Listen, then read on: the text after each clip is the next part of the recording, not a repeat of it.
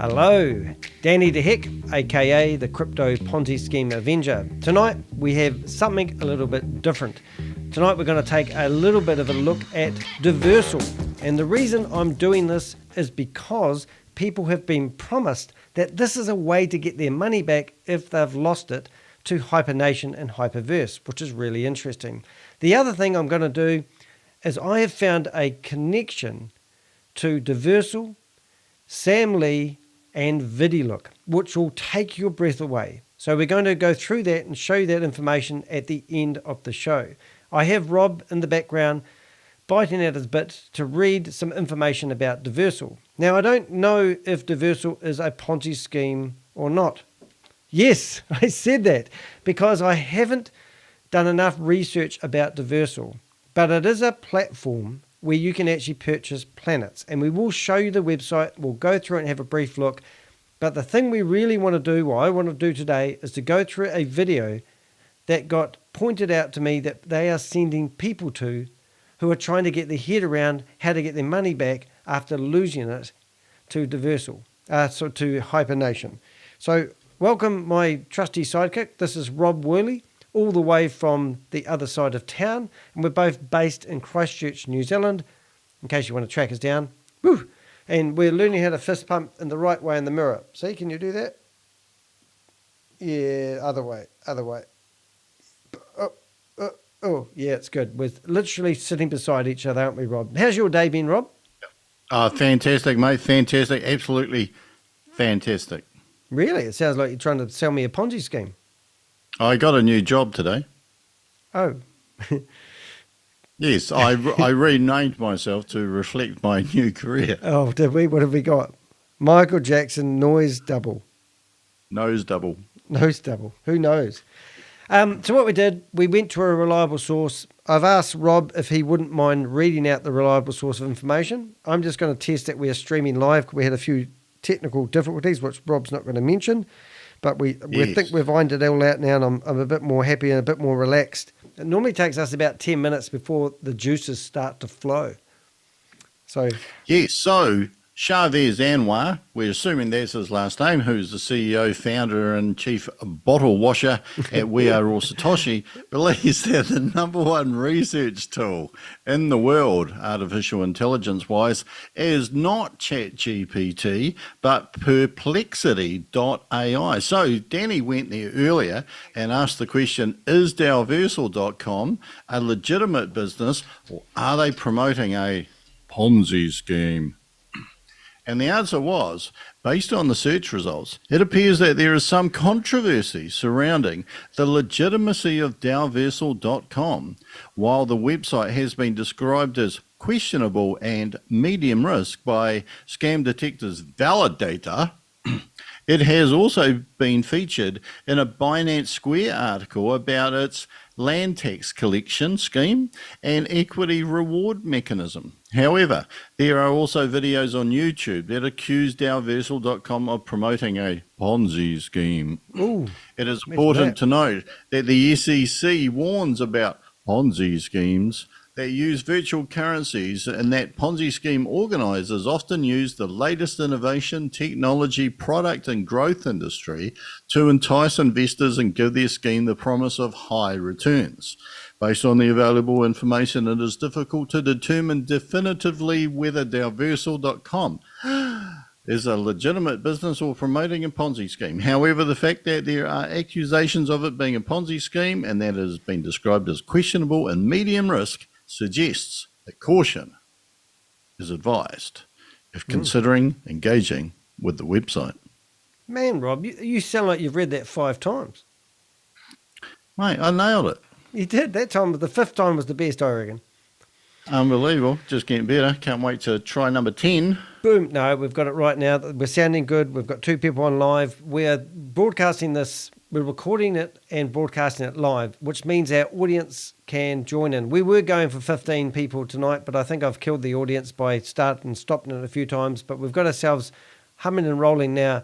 But what I did originally, I wanted to bring up DAOversal. Now, the interesting thing about this, Rob, which I've had gurus look at the back end of the website for DAOversal, And they said they reckon it's exactly the same developers that did HyperNation. They said, which is really interesting. Now, DAOversal, which is really strange, as I said, we cannot actually figure out whether, I can't just stamp this as a Ponzi scheme, and I'm not endorsing that anyone, it is a sketchy as hell investment opportunity where you buy planets, for God's sake. I mean, wake up and just think about what I just said. But why I'm telling you that is because they claim that they had purchased the database of HyperNation and HyperVersus, and now they're giving them the opportunity to get a backdoor into the platform. Now, if that is the case, people are looking for the developers or the people behind HyperVersus, and no one knows who they are, theoretically. I claim I do, but most people don't know who the corporate team is behind of it. So if these guys have negotiated a deal with an organisation that everyone's looking for and wants to do class action lawsuits with, this is kind of like not ethical straight out of the gate. The horse is bolted, as Rob would say. Yes. Yeah. Okay. So what I did, I had a look at the website, and as I said, this is not an in-depth review, but this is basically just to give you an idea what they have on offer. So you can come here and you can create yourself oh no, you can't. It's not here yet. It's coming soon. So you can't create yourself an avatar. It was just a bit of a joke. So then I thought, well, I'll go to the next thing that you can look at, and you can purchase space. Now, I'm not sure about whether the space is in here or in Mars, because this is all talking about leaving Earth and buying planets in the solar system. So that's coming soon as well. So then I went to the next bit, and I found this other thing where people could purchase what looks like NFTs. And you can purchase them. Oh no, coming soon. Coming soon. This whole website is coming soon. But what isn't coming soon is I think these guys have membership plans that you can purchase right now. So this is the dream, I believe, that they're trying to sell to people of what's going to happen. So no doubt they're coming to have a launch date or something like that. Yes, Rob? Now, did you not tell me earlier today that this has been in development for 2.5 years, or someone said that? No, I haven't heard that. I can't remember. No, what was that in relation to? Yeah, well, I think it has been in development quite a while, but the key thing is that it's already taking money. Yet the website, which is the most basic thing, because to create a metaverse is quite hard. Facebook tried that, failed, ran away with their tail they tried it between their with legs. $14 billion. They did try it with $14 billion. Maybe DAOversal's got more than $14 billion, but I don't think so. But they haven't even finished their website. The website would be the most basic piece of tech that they're going to create, but they haven't got that off the ground. Where's the confidence that they'd get anything else off the ground? Yeah, and this is very true. Now, I've just thought of something I shouldn't say, and I don't know if they actually are taking money off people yet, because I haven't. But I do know that they are letting people. This is why we're going to watch that video. So I don't know if they are, but they probably are, and I can't say that for sure. So just the other one that I wanted to show you was Explore the Galaxy, and this part here just about made me laugh.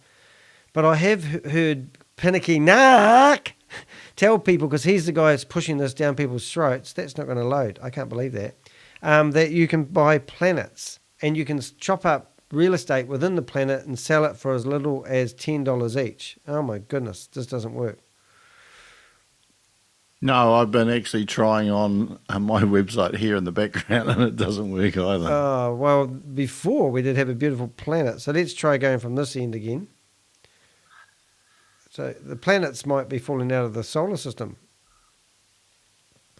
Here we go. Something's happening. I'm just going to move you out of the way. Hang in there. We're going through space with Rob's head. You're all good there, mate? Okay, loading the planets. And what I'm looking at here, mate, it looks like they've got 4 different solar systems. Well, move you out of the way. No, you have 4 different solar systems that you can purchase planets on. So I'm assuming... At the top, the M1, M2, M3, M4. Oh, here you go. Now, you pointed out something when we recorded this for the 3rd time. Yes. There's the NBA logo in here somewhere. All right. On one of those planets. But every planet has information on it, like available land, 1,000/1,000. So we really need an expert from DAOversal to come onto a Zoom meeting and tell us their project, and also tell us how this is, we want to know if you're a registered company. We want to know where your offices are.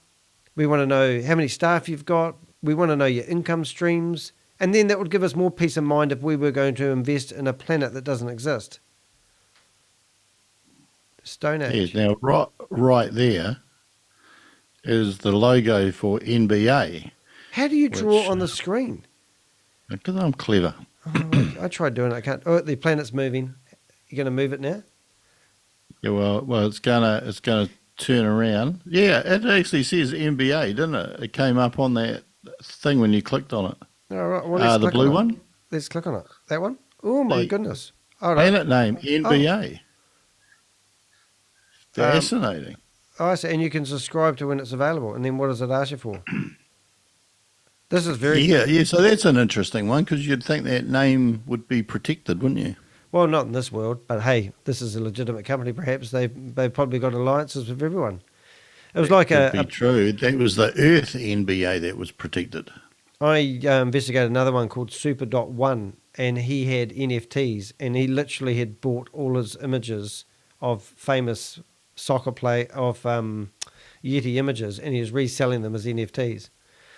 And that was his way of, And also we had an expert on here a wee while ago talking about how NFTs need to be registered and certified. So you can actually get the certification before you create an NFT, so I heard. And I still don't know anything about NFTs and all that sort of carry on.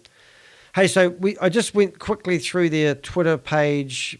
I found them in having events, and they obviously had a booth at some event. And these are theoretically some of the people behind it. Now, I've got a video later on, which you'll be amazed. I think the guy in the middle was actually in it. But they've obviously been out in public. So at least you can touch these guys. I mean, I've got to give them that. Oh, you can touch those girls maybe. I'm not sure if you're allowed to do that. But there's a spaceman here from NASA. Well, only once you get told off. What country is that in? Is that in Dubai? Good question. And maybe we'll have a look. Is there that we're thrilled to be back in Dubai? I think. Get rid of that. Just joining TV in a month. Hi. Oh, this is funny. Hi, Danny. I am not with wewe. I'm joining TB. So this is one of the biggest scammers we did a thing on. Simon. I'll go. This is what we're talking about. The TBE. What is TBE? That's the blockchain era. Oh, it's TBE. Isn't. Anyway. Sorry. Same. Oh my goodness. Same. So that's that guy. The big guy, the one that's got taken it to Vietnam. He's messaging me on Facebook, on whatever it's called, Facebook. So just went through here and I found, where's that house? Thrilled to be back. Oh, they are in Dubai. Oh my God, scam capital of the world. So what's that there? Because it says in that slide right in front of you, 530 planets sold within 96 hours, total of 873,000 in sales. So they are selling it already. Wow. Or at least they purport to be. Because I personally think that NFTs and all that sort of carry on has had its day. What I'm really be interested to know is whether they reward people who bring other people into it. And also these planets, are they claiming they're a product? These are the questions I would like to know. So I just had a quick look. I did find, that's late for later on. I'm going to show you some interesting information. So what I want to do now, Rob, is I want to bring up that video so I want to bring up that video, just make sure I've got it ready to go. And I just want to go through. So this is Pinakee Naik, and I've forgotten how to do this. Let's go to share screen and QuickTime Player, and I'll put you somewhere decent. And I might I'll enlarge you. Sorry, I'm making you more visible so people can see you, dear Rob. There we go. Okay, so just so you know, this video that we're about to play is actually on not DAOversal's website, but it's on Pinakee Naik's website. And he's going to explain the benefits or how people from HyperNation and HyperVersus can actually join DAOversal.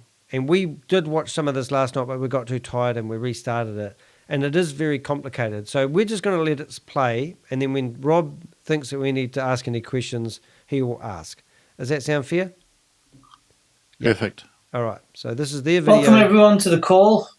It's our usual Thursday morning call where we're just going to go over the process, the transition from... Just want to say along the way, when people are watching this, we've actually just got a nice person come into our chat room and ask a question. So if you want to ask questions along the way, we're recording this live. We've got 5 people listening to us do the live. So Rob will read the questions, and if he thinks it's applicable, we can throw it in there. Is it applicable at the moment? Yes, well, there's a commenter called Darstig G'day, mate. who said, hey, man, love your work you're doing because a lot of people get hurt by this scammer. Myself, just try to scroll that. Can't scroll it. The heart's on the way. Myself as something, but keep up the good work. Thank you very much. Oh, that's cool. Thank you. That's really awesome. It really does make a difference when we get comments like the that. old hyper community, the TFA process, and just touch on planets, land, etc. So I'm going to record this, or I am actually recording this. So please share it if you find it of benefit to you. I will, Pinakee. So let's get started. Why do you want me to share it like that? At first, when I saw this bit, I thought, don't quite understand what the meaning of that is, but it's actually true. The sky is not the limit anymore. The universe in DAOversal is now your playground. That is amazing. That's just so cleverly done. And every time I hear that, I think back to when he was pushing HyperNation, and he said that HyperNation was everything HyperVerse ought to have been. And I'm pretty sure that as we go through this presentation, DAOversal was everything that HyperNation ought to have been. Oh, it's going to be the same stuff. And honestly, if you listen to Pinakee Naik, I used to find it so hard doing narrations over his voice because he's a doom and gloom monster.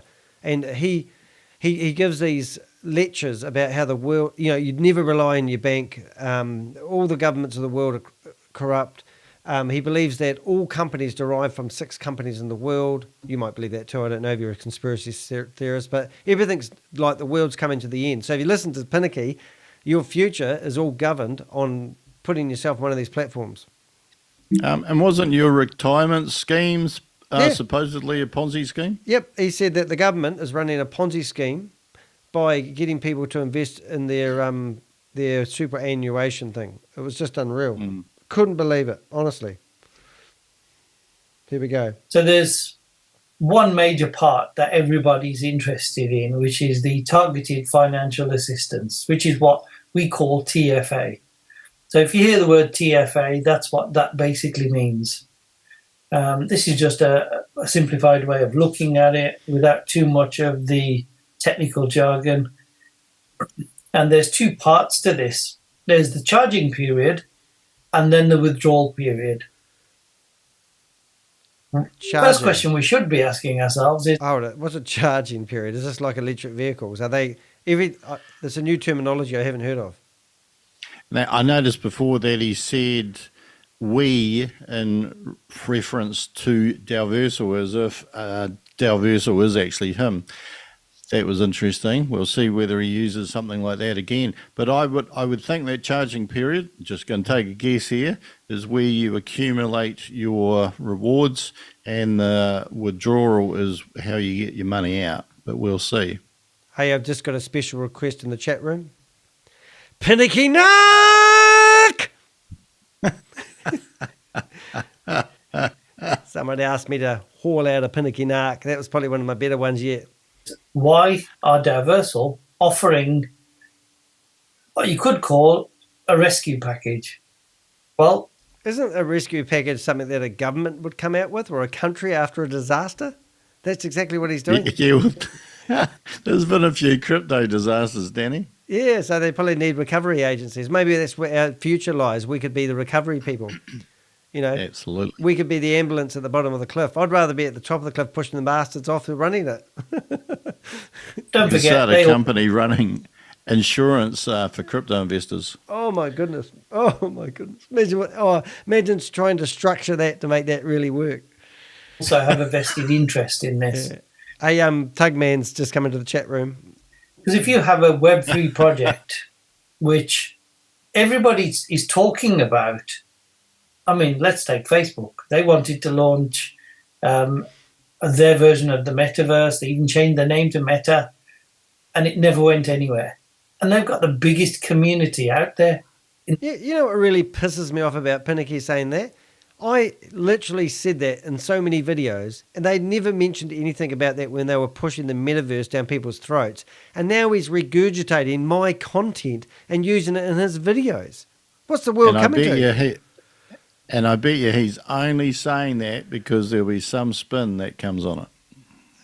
Of course. This is NLP training, and this is how they work it. They drop little subtle hints of things along the way, and then at the end when they ask you to put your USDT on the table, it all comes together as wonder if they bought our message. The world. So even if the big boys can't do it, it's interesting to see how this concept is going to work.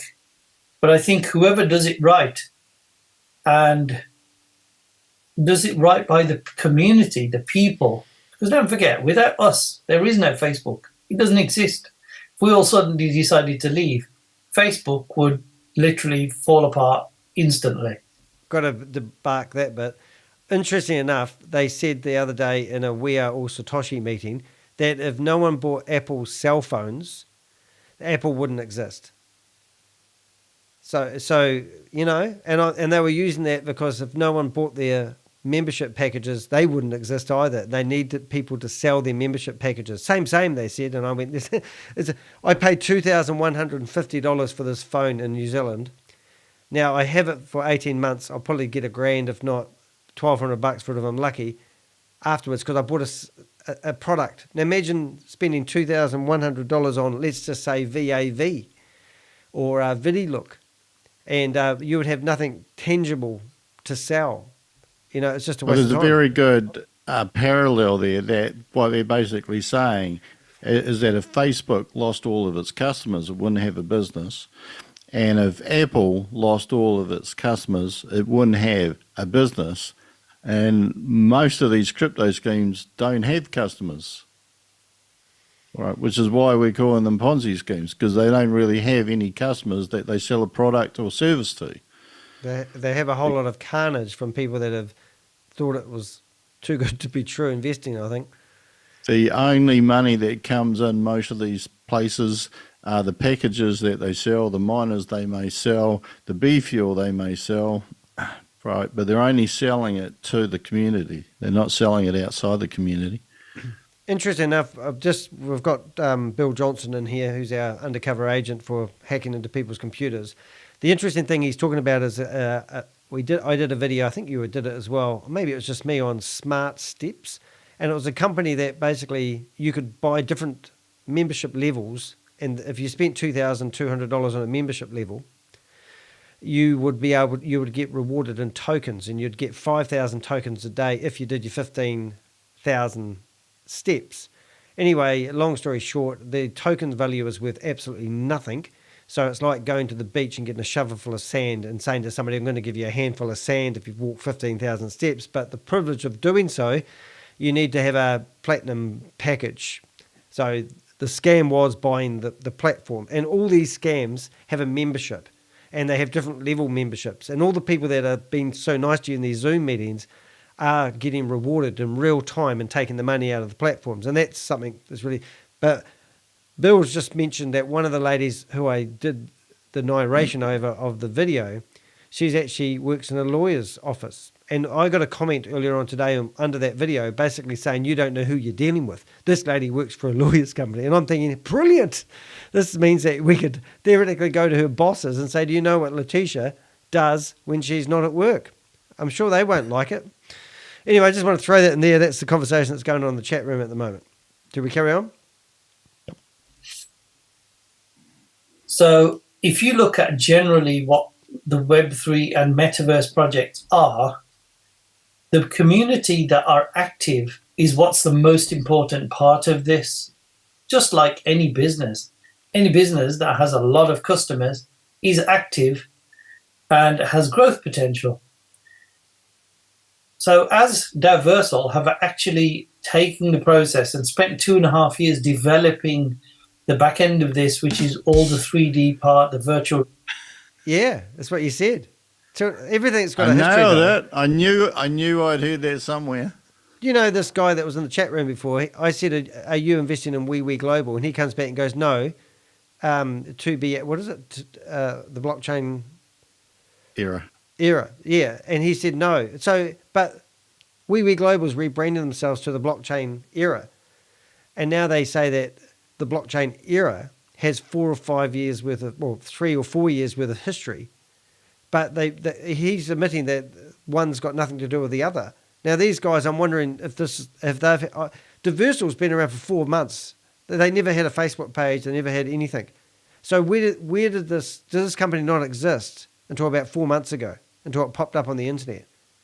Like, Yeah, well, according to a Pinakee Naik, and of course, like say we it know right, that, mate. Pinakee Naik! I can't do that. I can't do that. But we know that he never tells lies. So he said it's been around for 2.5 years. They've been developing hell of a lot. They haven't developed their website though. Okay, well, I'm going to take notes this time. So let's say 2.5 years. 2.5 years. Okay, so that's something we want to look back in 6 months' time when Pinakee's promoting his next Ponzi scheme, if it's a Ponzi scheme, and just see how that panned out. Reality world, the MySpace, etc., which all just sounds like words. Their biggest issue at a certain point in time was, how do we build a community? Now, to build a community is no easy task. It takes a lot of time, a lot of effort, and quite a lot of expenditure. So they could just decide, you know what, let's just throw lots of money at it and advertise everywhere and try and build a community. The only downside to that is it takes a long time to do. So they went down the road of rescuing a community that had issues. Let's just call it that. He's talking about HyperNation. Did you realize that the $4 billion that was theoretically lost out of HyperVersus and HyperNation, they were just having issues. And they've come along, if it is the same organisation, and come up with a rescue package for them. Yeah, to be perfectly honest, there was one thing there I kind of wanted to allude to, is that a community, in actuality, in a lot of these schemes, is supposedly a group of owners. Like if you come in, then you're like the community own the project. It's like that's how it's kind of made out, because they're the only money that comes in and they're the ones who get paid out. So customers is different, and that's a crucial point that we'll get to later on. Yep. And remember, guys, I've got some groundbreaking news that ties DAOversal, Sam Lee, and VidiLook all together, and I'm going to reveal that at the end of this video just to keep you here a bit longer. But what is a really important Don't miss that. Yeah, it's really cool. It's actually friggin' hilarious, but I don't know if I can keep it to the end, but I'm going to. You have to. Now, the other thing that's really important is if DAOversal has been negotiating with HyperVersus and HyperNation, and they have managed to secure the database from HyperNation, that we just mentioned that earlier on, but that is just unbelievable, because they have already been doing unethical business practices, in my opinion, because people are trying to do class action lawsuits against the corporates who are behind HyperVersus and HyperNation. These guys have struck up a deal to grab the community, as they say it, and use them in their new project that's been going for the same time as HyperVersus and HyperNation. And that, well, we know that if you signed up for any of those hyper projects, HyperFund, Verse, Nation, Cosmos, Planet, probably some others out there, you probably didn't give your permission for that to be shared anywhere. No. But what they're basically saying here is that HyperNation own it, can sell your information to DAOversal, which I would have thought would have been a breach of your privacy. And so if you got in bed with DAOversal, you're actually supporting potentially, I won't call it unethical, but it's just questionable practices, put it that way. Yeah, and now there's a question. Yeah, there's a question. I was gonna Bill's say that. talking to her boss, yeah, I know. It's brilliant. And I do that. and Darstig is right. Is there any project out there that is actually legit? We got asked that last night, and we'll answer that briefly in a minute. Nowadays, I feel like there are none. I stand a better chance at the casino than doing crypto. Well, just one thing about We Are All Satoshi, because they're investing in Bitcoin hoping that it goes over 100K. You'd be better off to go straight and invest direct into Bitcoin yourself than going through We Are All Satoshi. But Danny has got a 3-card trick. So what is it? If it involves a multi-level marketing, if it involves crypto, and always forget the third one. Sounds too good to be true, that, doesn't it, mate? And sounds too good to be true, Yeah. then it's probably It is. No, in my opinion, I always label it as it's easier to label it as a Ponzi scheme and reverse it.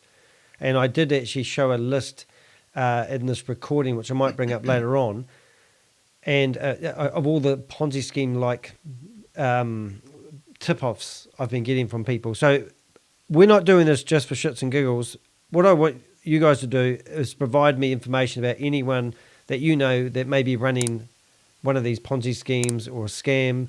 If you're getting emails from people telling you to go in to Zoom links, I want those links, because we've got Bill Johnson in here. He's a legend, and we actually managed to get control of one of those meetings. I got control of somebody's meeting the other day and started playing my video, sharing my video, and they couldn't get me off. It was a different story. But what we're saying is we want names, we want information of people running these scams, because we're building a database, well, I'm building a database, and we're going to build a massive jigsaw puzzle. So every bit of information we get may be the missing piece, or helps us get a better overall view of what's going on. Now, just using Pinakee Naik as an example, I've been watching him run HyperFund, HyperVersus, HyperNation, and then HyperCosmos. HyperCosmos was a straight Ponzi scheme where if you sold a package for $100, you would get 50% of that straight away back. And the person that bought the package didn't get anything. It was just... Yes, and that all fell over based on that one Zoom meeting, didn't it? Right, Yep. right, where Carl. one guy asked Carl, wasn't it? Yep. Yeah. Another asked Carl. Carl's are bad for this. why would I sell anybody HyperCosmos, and make them feel as bad as I feel? No, it was just amazing. All right, let's carry on with that. I think we covered the main points, but keep the questions coming in the chat box. We'll bring them into the conversation. Thank you. And this is where the process comes. So just as much as the community, the old hyper community, need DAOversal just as much need them. So this is a true partnership. Really? So the first part is step one. Step one, the process is from the old community, whichever of the hypers you're from. Once you see that notice, you then decide whether you want to agree the terms. Always read them. Don't agree things just because you can't be bothered to read it. Read it, because it's not that much to... He's trying to be responsible here. Do we need to... your head's in the way a bit, so I'm moving you around for other people. But they've obviously got step 1, 2, and 3. And it sounds like step 1, you can get yourself into the platform. You just need to agree to the terms, and then transfer your money. Now, one thing that you might not be aware of, a lot of people have been saying, oh, don't transfer your money into this platform, because as soon as you do that, then the lawsuit idea of going after them with HyperVersus and HyperNation, means that you can't do anything because you've broken their terms of their terms of an agreement. So that was one thing I heard a lot of people say: don't do it, don't transfer it into this platform, because then you won't be able to do anything legally against them. So if you were going to do that and you still think this is legitimate, I would make sure you really understood and read the terms and conditions, and that's obviously why they put it in this slide. Yeah, well, that's almost like a lose-lose, isn't it? Because if you do go in, you're going to lose your ability for any potential law claim against HyperVersus or HyperNation, which realistically, since nobody knows who they'd be suing, is probably futile anyway. But if you did go in here, then you're just potentially walking into another scheme. Yeah, that's right. That sounds good. All right, let's carry on and see what else they got. To delve into.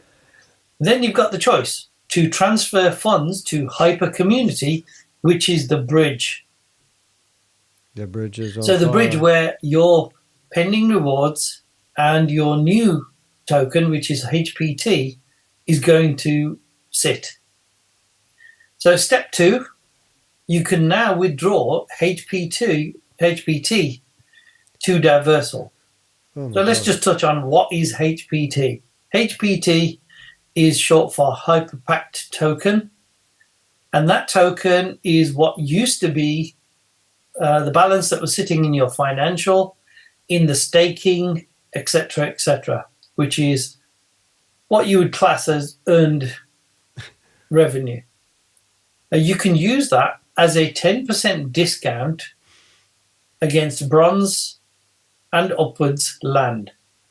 I was just going to say that the only advantage here, right, to allow people to take whatever credit that they had or funds, real or make-believe, from HyperVersus or HyperNation to put into this, is that there must be some way of getting new money in. And of course, like you're using your funds from HyperVersus or HyperNation as a 10% discount, which means you're still paying 90% of whatever the package is or the subscription that you're paying to get into DAOversal. So essentially, you're still paying new money to chase the bad.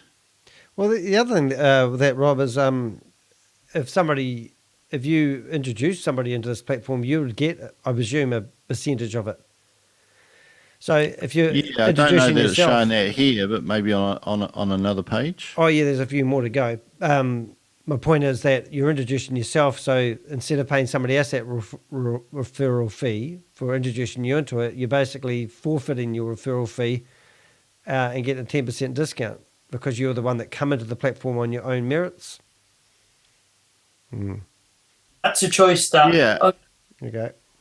It just has a point. If you go and have a look down at the daily release rate there under 0.1, HBT is a conversion from financial staking, etc., only used as a discount for land purchase at 10%. So kind of basically infers that if you don't purchase the land purchase, then you can't get HPT. You can't move your money from HyperVersus or HyperNation. I'm just inviting Carl Miller into the room. Did you see I recorded his, sent him a whole lot of pictures of his payslip because he's on the dole the other day, and then I recorded him looking at my messages on his phone while he's in a live chat, Zoom meeting, and then I sent him the recording. Anyway, he's just been invited to it. Hey, we've got 9 people in here, mate. That's real cool. Thank you very much, guys. We've got Richard. Sup, fellas? That must be Truckee Talk. Rob just figured out your ID, Richard, because you've got, I don't know what 157192 was on it. Maybe when you signed up for YouTube, you decided that was a good number, or was that your birth certificate? And maybe you're an alien, and that's I don't know. Anyway, let's carry on. All right. You can make. This is not, you don't have to do this. As it says in the green, no new funds are required. Step 3, which is what we're... No new funds are required. So you don't have, you just transfer your balance that's worth shit, nothing all into step one, and then you're in the platform. You don't, well, but yeah, you've okay. forfeited, but you have actually forfeited your money as well.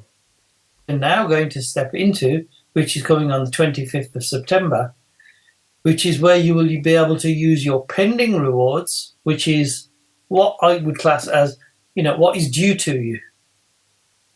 That's ridiculous, because this thing went spiraling out of control. So you put $300 in, and then all of a sudden that was going to be worth 4 times. So you'd get $1,200 back in 1,330 days. So people were saying, "Oh, I lost $1,200 to HyperVersus and HyperNation because they were adding up all the reward money they should have got paid, and they got told they were going to get paid so they want that money back. They don't want the initial investment." So a lot of people are saying, "Well, we'll give you 1 times back now," and people go, "No, I want what I was offered." So now what they're saying is they're going to let people, introduce their what they should have got paid rewards. Is that what I think I got that right? Yeah, I don't know, because if you have a look right at the bottom there, it's got HU, which is another token that was in the Hyper group. Yep, there was HVT and HV. There was a token and a coin. I think HVC. I'm not sure, but yeah. HVT, HU.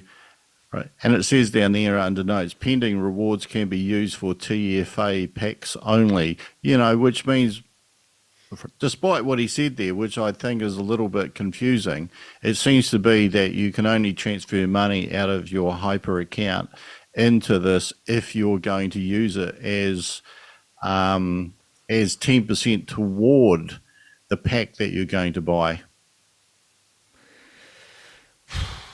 Confusing. Right, let's carry on. DAOversal.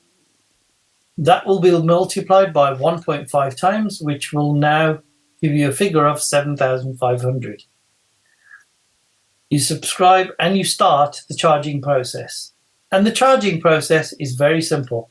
You're doing a task for DAOversal to prove that you are human, and you've logged in and you press the charge button, and you've collected those rewards that you accrue every day. And that's what gets your charging process started. You can only subscribe to one package, so it doesn't matter what your balance is, where you are in the world, only one package per person. The milestones in that are 30% and 100%. So we'll go through those milestones in the next slide.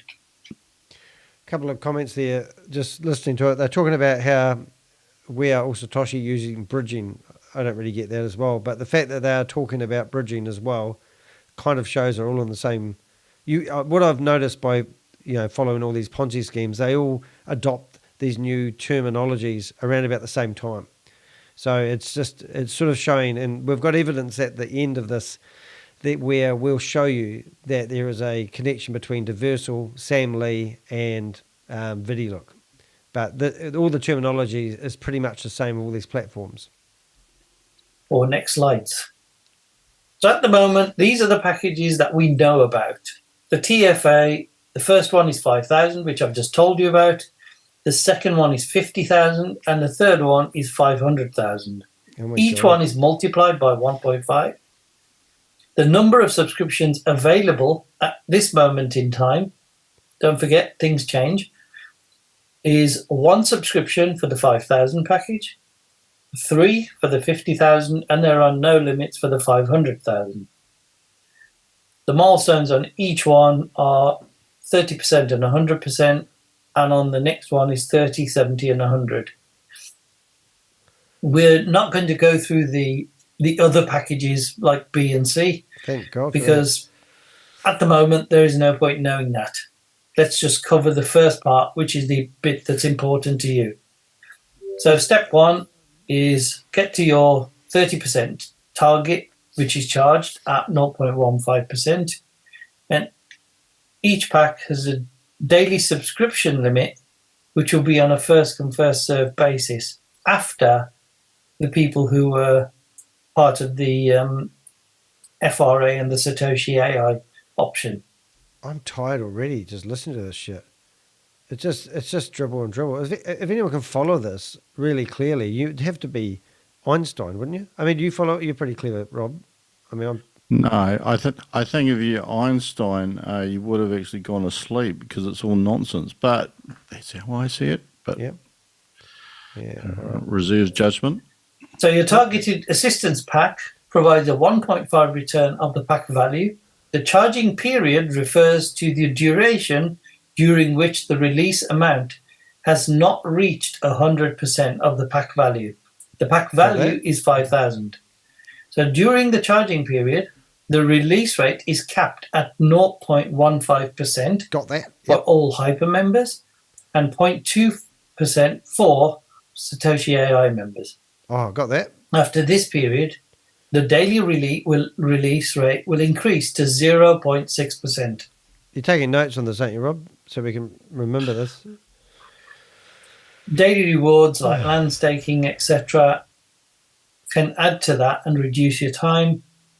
We're still looking to see how that's going to perform. I just come up with an idea. Users are required to click on the charge button to claim all the rewards. Okay. Prediction coming up.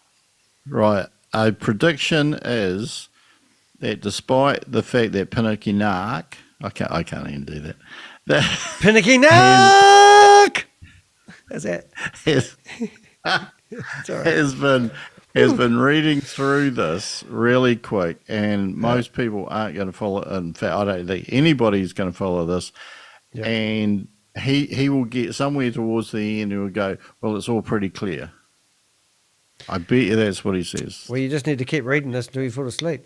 Yeah, no, that's cool. Yeah. There was something else that's going on. There's quite a bit of chat going on in the chat room, but basically it's, I don't think we need to read it all, but it's just talking about, it's very similar. Nothing in there that, nothing in there that sticks out. I'm just having a look. Bill Johnson said, interesting, all this products involve a bridge. A bridge, I think, is where you get from one platform to another so that you can move funds or whatever between platforms. Don't quote me on that. Yeah, I'm wondering if there's always a cost, because I know when you gas fees, wonder if you have bridge fees, you know what I mean? That's something where somebody might be clicking a ticket on the way. Yes, if you change or move anything within a platform, I think there's no charge. But if you move from one platform to another, there's usually some kind of a fee. Can be quite big at times. This one, I got kicked out of SmartStep because they didn't like my name. 15718092. I'm sending Smart Meeting to Fraud Guy. Let's see what her boss thoughts on it. And I57192 said, good question here. Have all these rip-offs been like WOS and never show the business model on the actual blockchain?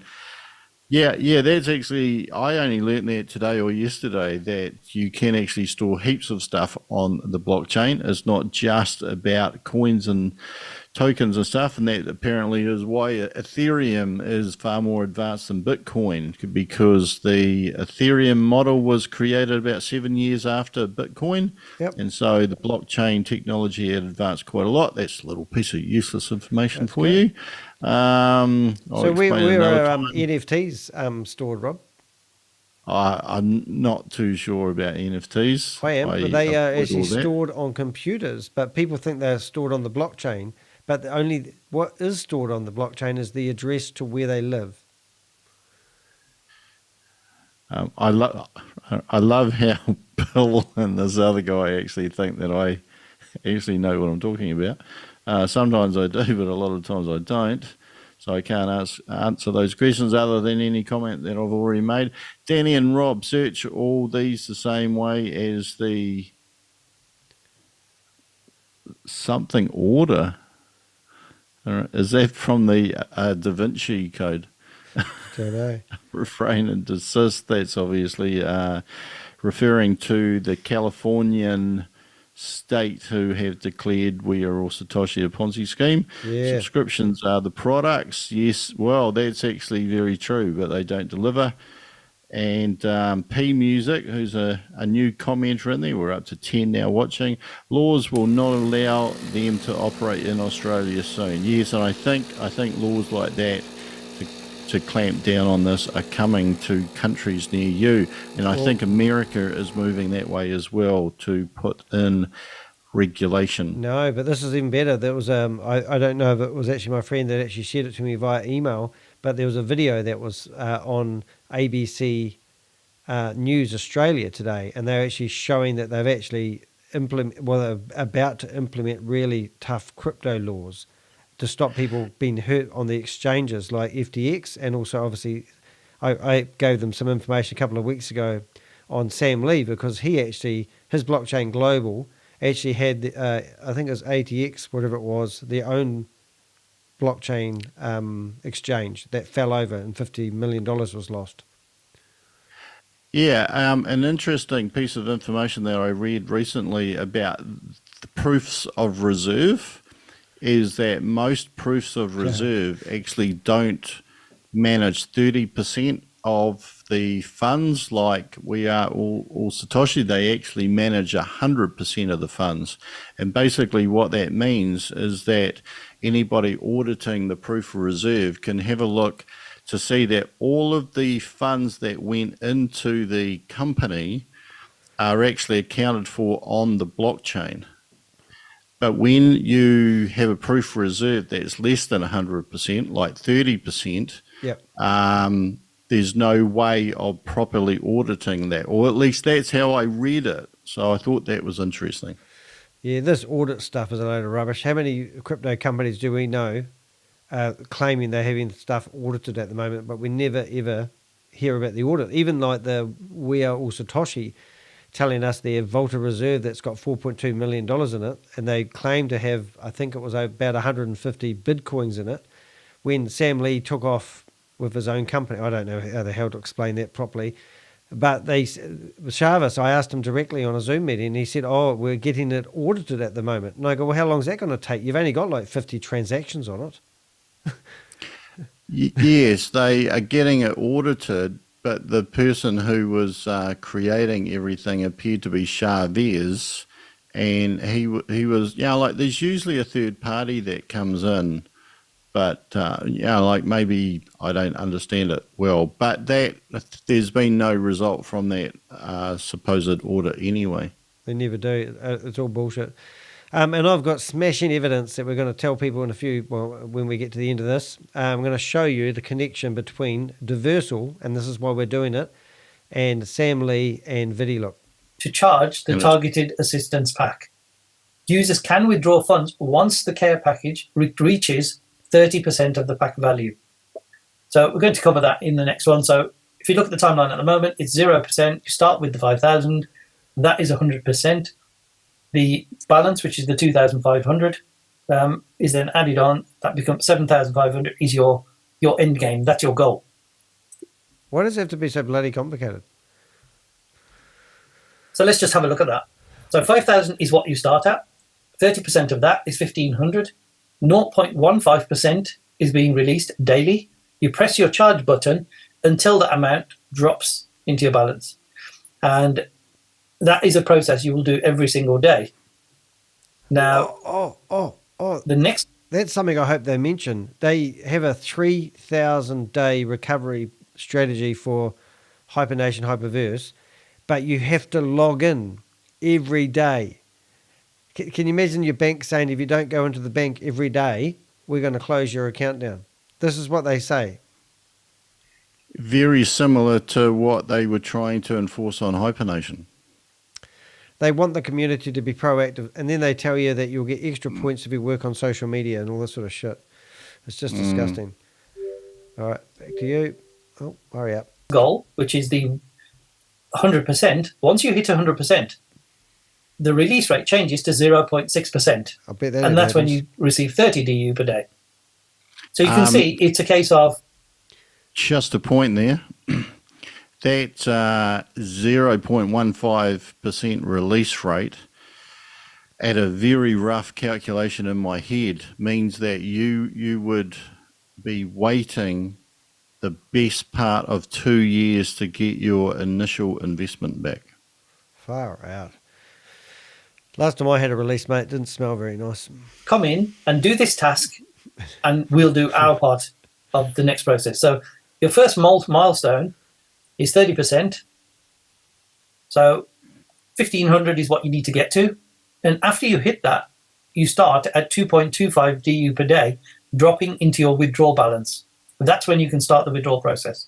The second milestone is 100%, and 0.6% after that, you can withdraw all the balance, which is 30 DU per day. No, hold on. I could be wrong there. All right, can you go back a little bit? Don't ask me to go back. This is where it goes wrong. We've already started this 4 times. Fraction go back. Oh. Because I think that, no, I could have got this wrong. This could be actually way worse. I think it's because 3,000 days, if you've invested 5,000 Hmm. of whatever the hell the unit is, and it's going to pay you 0.15% of 30%. So actually it's going to take you approximately 650 to 700 days to get back 30% of your investment. So this is going to, it's like this 3,000 is like days. really, Because you're not going to get what they claim you're going to get until 3,000 days. I think that was what people were going on about. that could be where that comes in, yeah. Wow.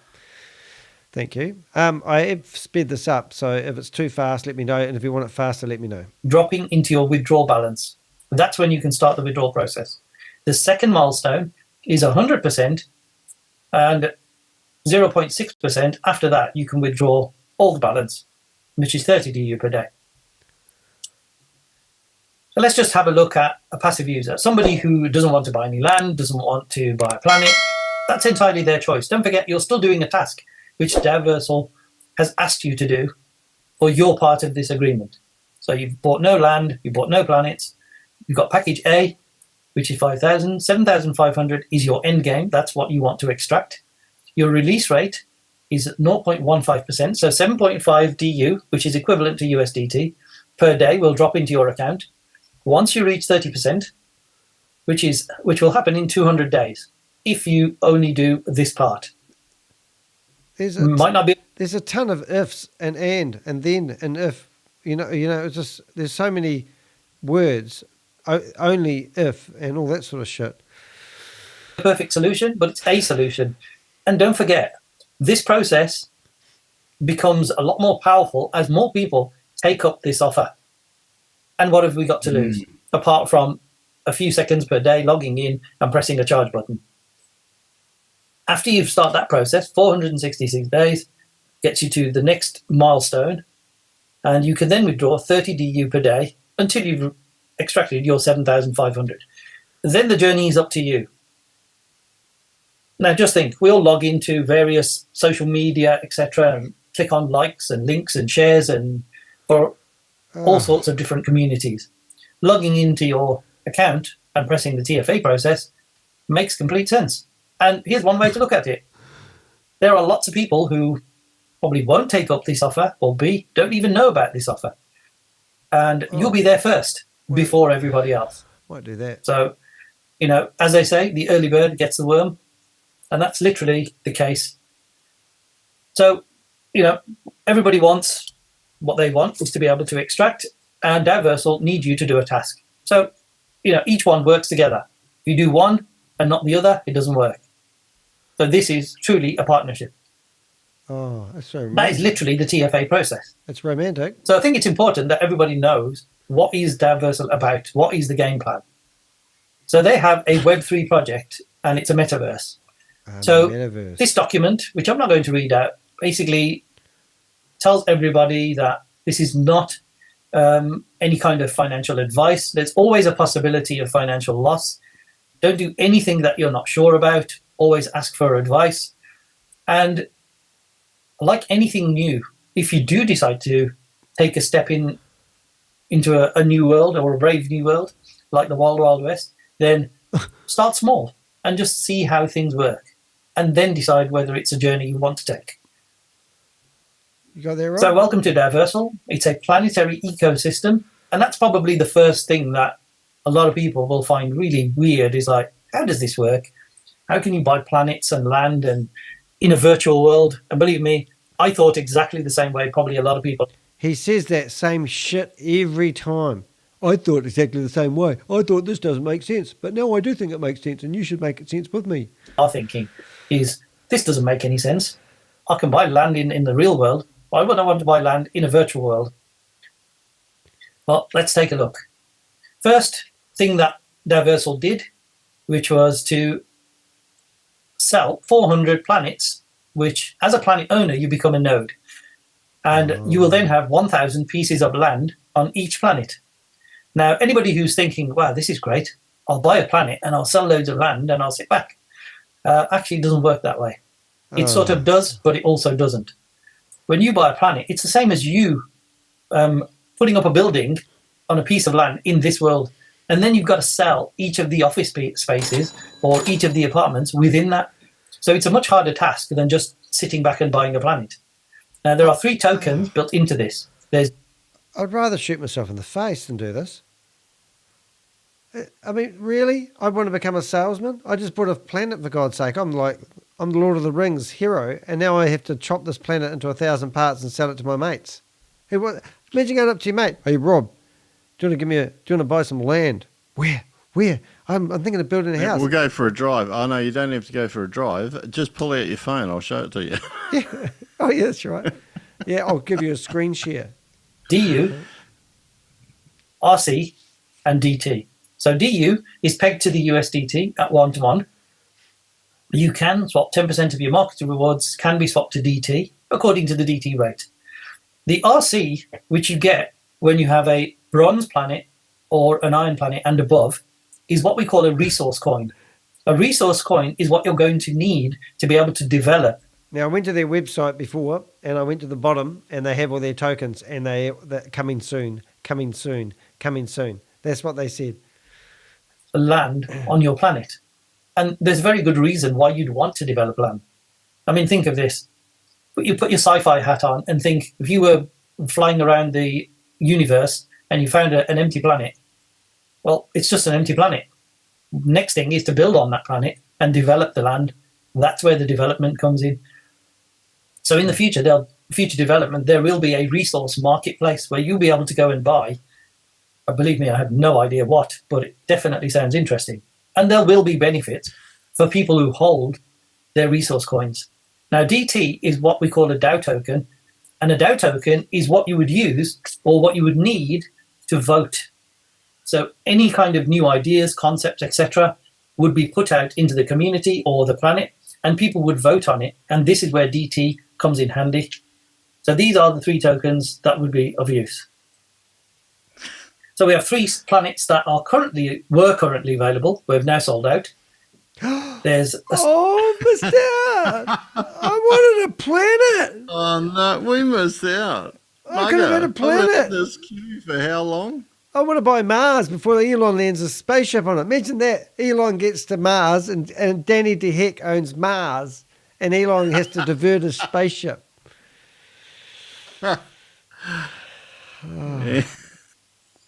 Stone planet, which is the first rank. The bronze planet is the second, and the third one is the iron planet. That's where we've all started from. Good news, Rob. We had 14 people in the chat room. They've disappeared. We've got 11 again. That was awesome, man. We're trying for 15. That's going to happen. If you post a comment, I'll make you a moderator. I'm playing around with moderators. Just before you go on, I see that my maths was a little bit out only because I was trying to work out 0.15% Let of it go, 100% Rob. rather than 30%, but it still looked like a horrifically long time to get your initial investment out. And in the comment section, we've got, when I work out how to move this thing, we've got a chain link. That's who was. Are you trying to move a planet? Audit. Are you trying to move a planet? I was trying to move a They planet. just float around, Against mate. gravity, apparently. I want a planet. Dastic said, what was the legal opinion that Sam Lee had for VidiLook on a time? I'm not too sure what you mean by that, but any legal opinion that Sam Lee had, I don't think anybody other than Sam Lee could verify it. He has said a lot about his lawyers lately. Bill said, I'm sending your Smart Step video, Keisha Boss. Man, your English is definitely not as good as your hacking skills, Bill. No, what he gets excited, and the words, he can't type as fast as he thinks, because when he talks going a million miles an hour there. Yeah, he does. Good It's on like you. I listen to him on the phone, I can't keep up, and he's telling me 300 things at the same time. It's just beautiful, and I'm going, just calm down, one good nugget at a time, mate. Fantastic. Yeah. P Music, who I think is an Australian. Yeah, no, Terribly he's in sorry, Dubai that's at the an moment. insult there. It's an absolute I know, joke. Kuala People Lumpur. are so stupid to believe any of it. Where is the money coming from to make payments? Me. Yeah, Look, absolutely. The Yeah. number man said a true business has forecasting flowcharts for all this crap instead of creating a bubble of what if. Absolutely. There's almost no standard business practice in any of this. Yeah. P Music said, laugh out loud, the early bird gets the worm. Well, I guess they do, except they've stolen the worms out of the ones who are coming in later. they're feeding on the maggots.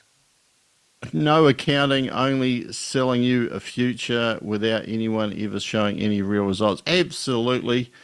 These people are insane. We can't confirm nor deny Hold it, I've got because a word we are not medical professionals and we are not financial advisors, and nothing that we say should be considered or construed to be financial advice in any way. Right, we're basically up to date. We've got 12 people watching. We've got 12 people with no life. 11:44 p.m. on what night is it? Monday? I forget too. It is Monday. Yeah. Right, I think it's Monday. just hit very the play similar to button, this- young man. Shut up, Rob. Sorry. I was trying to hurry him along. You ready? Stone Go for it. Age, You ready? Yep. the Bronze Age, the Iron Age.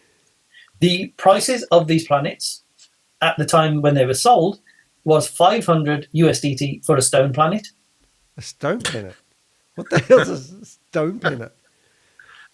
Is that like so you can like make concrete buildings and build Dubai skyscrapers? 2,000. I think there's a whole metaverse down my driveway, Danny. Oh, yeah, you might not know the value. Yeah, that's cool.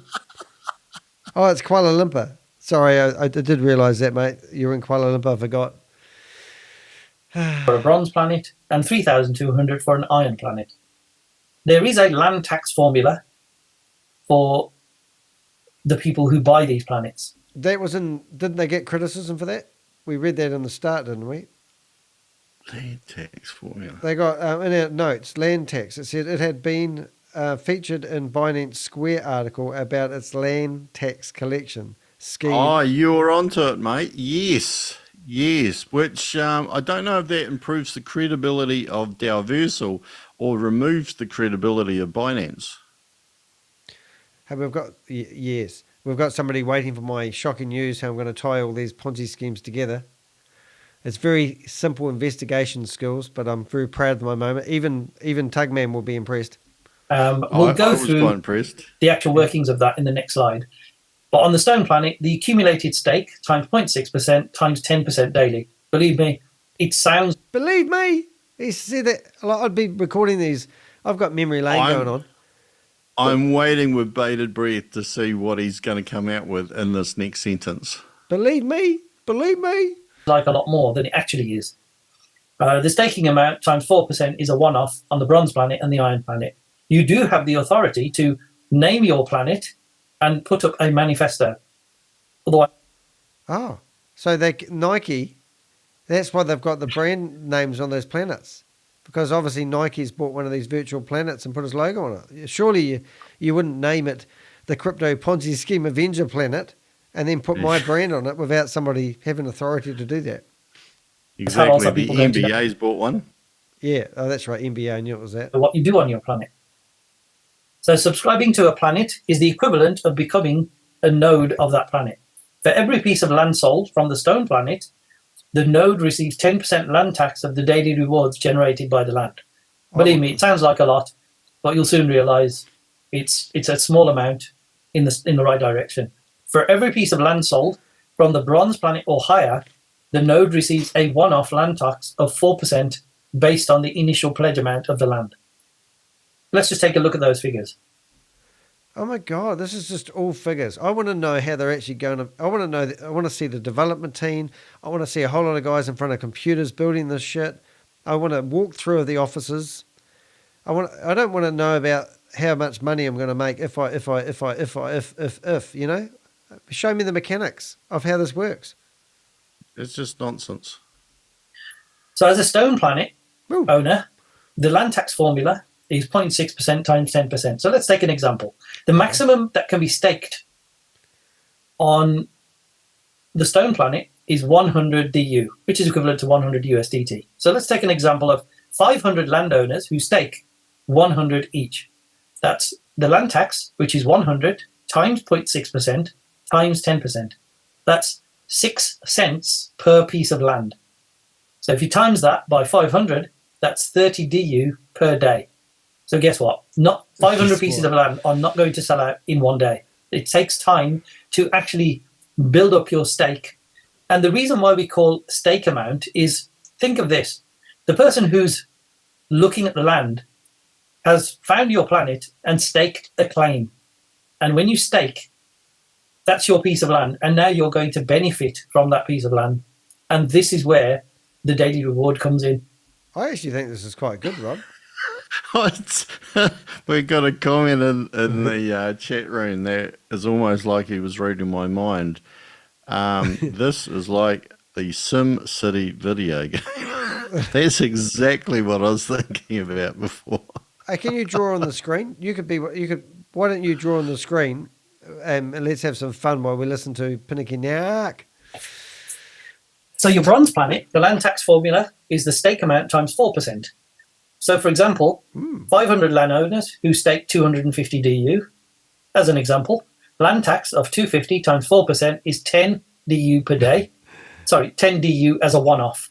Now draw on the planets. Put houses on the planets. Put one of the buildings that are in Dubai on the planet.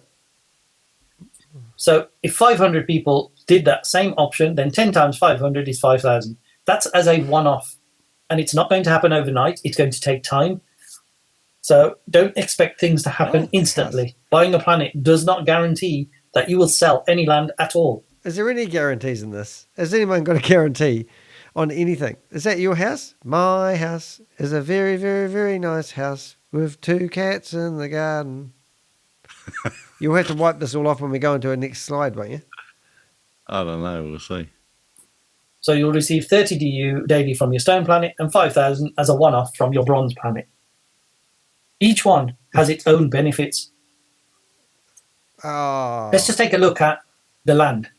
Stone land, bronze land, and iron land. They all have rankings as well. You remind me of a guy called Bill Johnson who managed to get in and started drawing pictures on their whiteboard. 2 and 3, 1,000 pieces of land per planet. And one of the great things that DAOversal has done is put limits on what this land can be sold for, let's call it. So the staking amount on a stone land starts at 10 to 100 DU. Oh my God. On a bronze, it's 101 to 300, and iron is from 301 to 500. Just think, if you were a planet owner and you decided to overprice your land, nobody would buy and nobody would stake. And it would make it...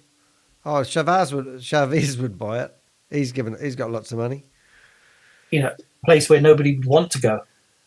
Now, because the stone land is the starting point and people have the right to change their minds in the very beginning, what they've done on the stone land is they've offered you the option to be able to redeem your stake. So let's just say you started with 100 and you changed your mind and you decided, no, this is not for me. You can unstake your amount. You'll pay a redemption fee of 3% and you can then extract your funds. The rewards on the stone land is unlimited. So once you stake, you can forget about it forever and it will constantly pay 0.6% on the 100 if that's what you staked. But there are no marketing rewards available on the stone. So this, to me, the way I look at the stone planet is it's a brilliant starting point. Guess what? We all started in the Stone Age. And why not stake a claim in the Stone Age? Because it's constant rewards that are always dropping in every single day. On the Bronze Land and the Iron Land, they are not eligible to be for on-staking because you probably will have already tested the waters with the Stone Land. So there's no redemption fee. The limit on the rewards in those is 3x, so 3 times. Let's say you staked 300 on a Bronze Land.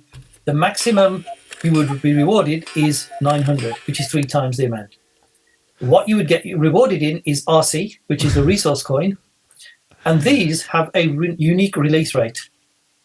So we'll go through those in a minute. So just note, ownership of Stoneland is limited to 1 per account. That has changed. That is due to change, I think, tomorrow to 2 stone. So my first protocol is I'm going to make sure I go and stake 2 pieces of Stoneland. And here's the way. Somebody just asked whether this guy has a face, and I go, you don't want to see his face. We nicknamed him Panda Eyes because you can't see his eyes. It's like looking at a panda with no eyes. Are you making a bed? Is that a cell? That looks like a cell. Looks like you dropped a glass as well. I'll start playing Space Invaders because they will like him. Okay, here's Space Invaders. We'll carry on. This is just my opinion. If I own different planets, then I'm going to go and stake on somebody else's planet. This is how this works. We all help each other and go and stake on other planets. Okay, you might lose a tiny little bit by not staking on your own planet, but I think there's more to gain by building a community by helping each other. Each account can only possess 1 active land from each planetary rank. That's now changed. As you can see, this is ever developing. We're now going to be able to stake 2 pieces of stone, 4 pieces on the bronze, and 4 pieces on the iron. So it gives you a great starting point, because if you're a planet owner and you decide to stake on more land, then you will have more resource coins to be able to build out the land that you've just purchased. So the bronze land and above can be... We should count how many times he uses the word purchase before I shoot him in this, and buy in USDT. Oh, he's going to get shot soon. Acquired once the existing land becomes inactive. That's the interesting part of this.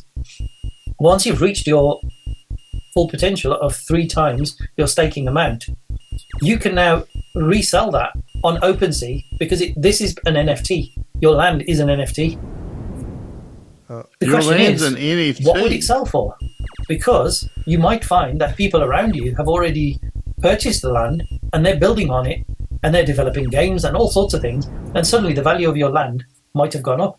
Wow. That's also a possibility. Hey, it's endless possibilities. What do you draw there, Rob? Complete and utter nonsense, isn't it? What is really? I mean, really? I mean, my first question was like, how do I put the money in, and what do I get back? That's all I want to know.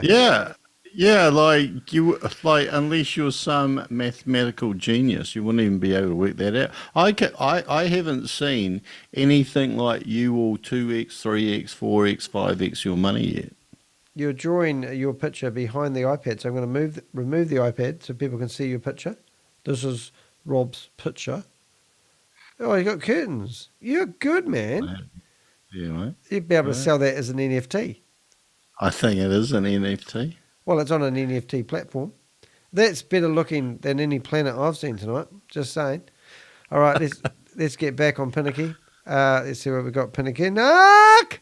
So this is where this takes this to a different level completely. So if you break all of this down, when you go to a new planet and you stake, you're developing it. It's a brand new place where there are no people. To speed them up. And they want you to come and develop it. This is why you're being given these rewards, is because they want you to develop it. They want you to start building something and create a community there.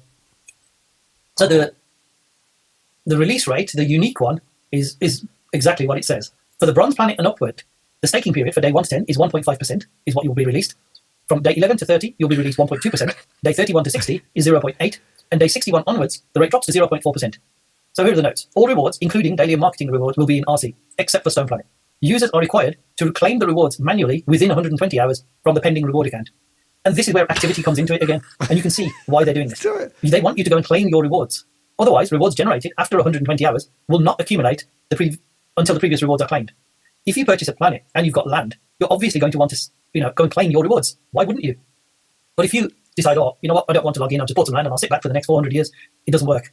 Because after 120 hours, which is 5 days, all your rewards will stop until you claim the previous ones. This creates activity within the Web3 world. And this is what it's all about. Activity is what creates future business growth. The claimed reward will be credited to your reward account. So let's just take a look at that. So you've got some stone land, which you decided on 100 DU, you're getting your 0.6% daily. And in my case, I'm just going to forget about it. Just going to park it to one side, build on it, and I'm going to sit back and just say, thank you very much. That's good. I bet he got given a whole handful of free planets because he's leadership, you see. They always give the free planets. What are you drawing? What have we got? What's your picture, Rob? What's your picture? Well, I drew me having sleepy with a yellow duvet with pink polka dots, and there's a lovely big flower painting on my wall, and the sun is shining even though it's night time, and the moon went a bit wonky and started looking like a spider. Tell us about your picture, Rob. Tell us what your picture means to you. Hold on. It actually depicts when I was young and I was living in a happy place. Yeah. It was an NFT world when I was about 7 in the 1970s, and it was like a stone planet. I've had enough now. But without stones on it. Let's carry on, Pinakee Naik. Fun. Sorry, Rob. Let's just say that you use an example of somebody who decides to stake on a bronze land with 300 DU. This is where the unique release rate is quite interesting. From day 1 to day 10, 1.5% is 45 DU. We're going to speed From this day up. 10 to day 30, 1.2% is 72 DU. Day 30 to day 60 is 0.8%, which is 72. And day 60 to day 70 is 0.4%. This means that you have received back 67% of your original staking amount within 70 days. 70 days is not a long time. It disappears in no time. And that doesn't include marketing rewards yet. Somebody shoot me in the face. Why was it done this way? I can only give you my opinion, which kind of makes sense. They want us to build on this land. When you're just pushing buying a piece of land doesn't HyperVersus, mean you idiot. anything. It's just a piece of land. But when you actually use the resources and start building on this land, it's what you can do with it going forward is what makes this so interesting. So far the timeline has changed slightly, so this is probably a bit out of date, but obviously the first part was the transition over from the hyper community, then came the planet subscription, now we're in the land subscription phase, and the next thing is the TFA phase, which is coming on the 25th, which is Monday. Okay. TSAs? These are the different groups that you can join. The Telegram group, go and join Twitter, go and follow DAOversal on there, go to Medium, YouTube, Discord, etc. That concludes this, but there's one last slide that we want to add, because we've taken this one step further and thought, actually, if we can buy planets, why not create the United Planetary Alliance? Let's create an alliance of planets that work together to develop new ideas. And just think, as a planet owner, or even a landowner, what you can do with that planet or that piece of land is beyond what you could actually imagine. Imagine you're on your deathbed and your family's standing around you and you've fallen for the scam, and you go, I've got your inheritance. Here it is. Just keep it charged. Make sure you've got a wewe.Global cell phone, but keep it charged. Make sure you log in every day. And you could, I bequeath to each of my sons and daughters 33 DU each. A stone planet to my wife. Yeah. That's love. Yeah. start your own business. You might be selling creams, tablets, potions, lotions, absolutely anything out there. And you can use your resource coins to build, put a building there and call it, whatever company you're part of or whatever your product is called, and have your own space in the Web3 world. Right. So what we've done as a community is we are working on a great idea. I like the way he's done his graphics. I think it's really enhanced it. That many members can enjoy, including benefit from. there will be no need to add funds, and that is separate from what DAOversal is offering. This is when you realize the true potential of DAOversal. DAOversal is just a place where you come, you stake your piece of land, get rewarded, you build on it, and that's where you can build anything you like. You can create your own games, you can start a quiz room, you can put a cinema in there and watch movies together. The options and the possibilities are absolutely endless. That concludes the presentation for today. So I'm just going to stop the recording. Yeah. Oh, Lordy. Oh, look, he stopped the recording and we still have beautiful pictures. Well, that was, I don't even know how to explain what that was really, but that was painful. Right, so now we need to... death by PowerPoint, like that's like serial killing by PowerPoint. No, she was a shocker, mate. That was hard. That was hardcore. That was hardcore. All right, so we've got a couple of things going on here now. We're going to tell people what we researched and found out today. I will. I don't know where to move you to. I'm just trying to figure out where to move us to. We'll go side by side, I think. Is that going to work? No. Yes. No. Yes. Yes. Yes. There we are. Covered my head. I know. This is interesting. So we've got one of the biggest scammers in the world called Simon Lee in our chat room here. Well, not in our chat room, but he's telling me that he's not at wewe. He's joining TPE in a month, and TPE is the rebrand of wewe.Global. And I think it would be quite funny to actually get him to come in here and see us. Or should I ask him where the phone is? Oh, hey mate. Here we go. Has the phone been released yet? And we'll come back to him in a minute. Has the phone been released yet? How did that go? Oh, yeah. I talk into it. That's why you probably didn't hear me there for a sec. I use voice recognition. Okay, so the stunning stuff. So DAOversal a good opportunity? If you love planets and you want to throw your money into the wind, I would solely recommend doing so there because it's going to be more fun than we are all Satoshi. But that was I reckon if you have trouble meditating, yep. Yeah, that's for you. You could build your own avatar. You could dress up like a woman for once and get away with it, Rob. We've got some comments in the comment section, which is where comments are usually found. Yep. And now,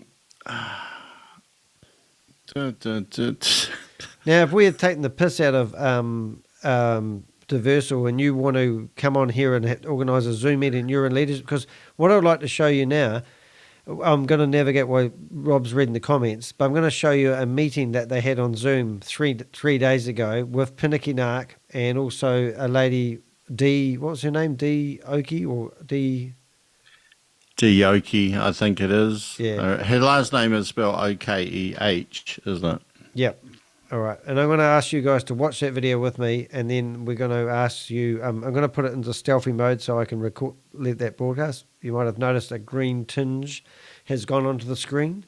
This is a shield to, do you see that, Rob? See that? Look at see it going off? No, I'm still looking at the DAOversal website. Yep, that's right. Yeah, so the live broadcaster now has a green, it's one of those shields that they put over when you go into the space so you don't get burnt by the ultraviolet rays. It's made out of gold. Okay, comments please, Rob. What do they say? Oh, there's that girl again. There's a lot in here, but I'll sprint through. If they do this long enough and enough times, you forget that you're not in a video game, which is pretty much true. I put Dubai in the toilet. I'm not too sure what that means. Does this person have a face P music? This is referring to Pinakee Naik, yes. But I'll see if I can find the video while you're doing that of Pinakee Naik so they get an idea. The management team, we did have a photo on the bottom of their website. So I might just bring that up for the people that haven't been to the website yet. I think I've got DAOversal. But on the bottom of their website, you will see, I have to go to the homepage. Sorry, guys. Keep reading, Rob. We'll be here all night. The numbers man came up with an excellent idea to build me a metaverse that contains all my money that I'm going to use to invest in this. So that would be fantastic. That'd be the ultimate investment. You could metaverse up all the cash you need. Yes, faster is good and refers to in reference to playing the video, and he sounds like Carl. Can you set this up where I get paid to go through this in the metaverse? We probably can, as long as you buy a package. Danny will be selling the packages for 30 USDT at the end of this live video. Yeah. I truly believe that hot. they have put acid in COVID. Get them while they're floating. We have. The Acid Planet, Blessed Life FX is doing a facepalm 3 times. Fair enough. Oh, no, she's laughing at my graphics. What? Good stuff. Terrible person. All right. Now, this is an interesting thing I've got on the screen in front of you here. I've got DAOversal, and these are the CEO, the Chief TO. What's a Chief TO? Chief CTO. Technical Officer. Okay, then you've got why don't they just use proper names? Because this does dyslexic heads in. Emo. CMO. Chief Metaverse Officer? Could be. CSO.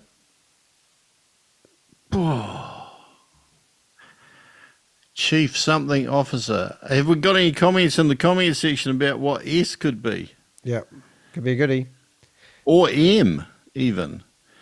We got Neo. Oh my God, we got someone from the Matrix. If you were doing any normal thing, normally you can click on some Ash and see his last name, unless he's Chavez's brother. But you can't click on these people and go and look and find more information about them. But we do have them on a video, and this is part of my reveal. Not that one. Right. So this is, I've got it in stealth mode. I'm going to move Rob to the side here. And I want you guys to figure out anything unusual that you see. Oh, hold on. Breaking news. Chief Security Officer. Oh, how about that? Not bad. Well done. Oh, so that's cybercrime. Max. Yes. Anti-hacking device. Oh, we all need to worry about hacking these days. Now, I just want you guys to listen to this for a little bit. I want you to listen to, first of all, I have actually been on a Zoom meeting with Dee, even though I can't get her name right. She hates me and she doesn't even know me. Pinakee Naik, we all know. We've got Glasses guy down here. You will be interested to know something about him in a minute. And then you've got the French guy. Now, these guys, I can't tell you these guys are scammers or anything like that. I'm not allowed to. But you listen to this guy speak. You can... Oh, not him. Put your hand up. Text direct, yeah. Message direct to team. Okay, the next one is Paul Anderson. Oh, they're reading out the winners of some competition. And sending me... Hold it. Let's find a talker. 1 second, please call it. Oh, here we go. So these are all the investors. La differenza, per esempio, sta nella capacità di persone. Il primo MySpace possiamo accogliere fino a 200 Is that persone. French? Nel MySpace normale fino a 15 persone. No, I don't think it is. Russian? Potranno trarre benefici da questa nuova dimensione che DAOversal sta creando. Però rimaniamo sicuramente sintonizzati e pronti a raccogliere questa nuova Alien. He's from another planet. Italian. I think it's Italian. Italian. A lot of Ponzi schemes derive from... Yeah, and I think that's about it, guys. Thank you so much. Where's he from? Okay, thank you. Thank you, Jonah. Thank you so much. Thank you for everything you do, for all the So that's community, Jonah. and for me too. Just a couple of words. I met this golden guy in Hong Kong too.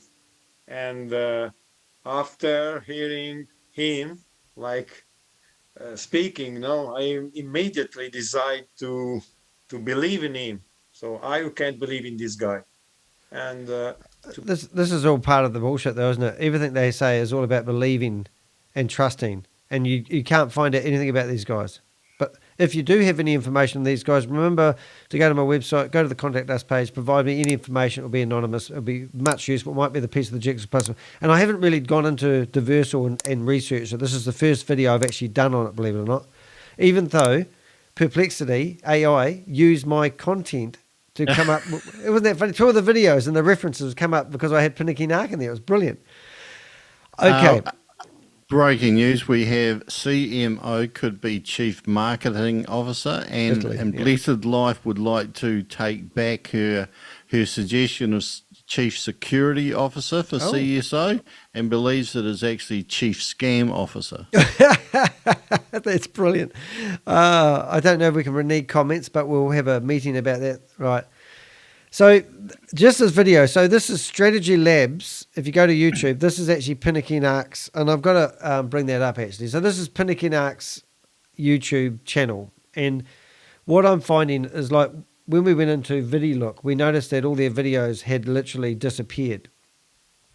And so Pinakee Strategy Labs, if you go to the videos here, and same with my YouTube channel, you can see all the videos that these guys have been promoted. Just 2 months ago, Pinakee was starting to promote DAOversal. So that's how long he's been involved in it. Now, with his history with HyperVersus and HyperFund and them going to Dubai like it's a morning commute to work, we've got photos of him.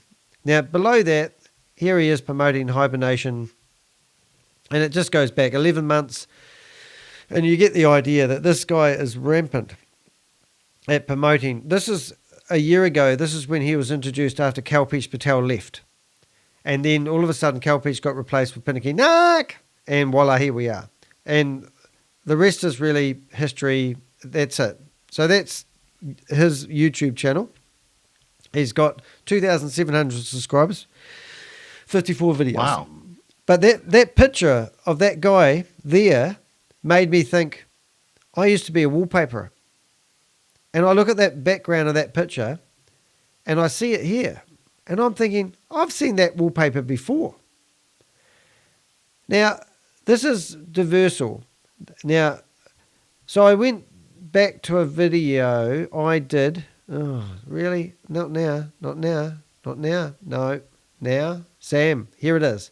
And here's Sam sitting in front of the same wallpaper. So I took it. Yeah, I've got a noise for that. I might have that. I won't do that. So what I did is I sent that picture off to our cleaner. And Rob's going to explain who we think the cleaner of the building is.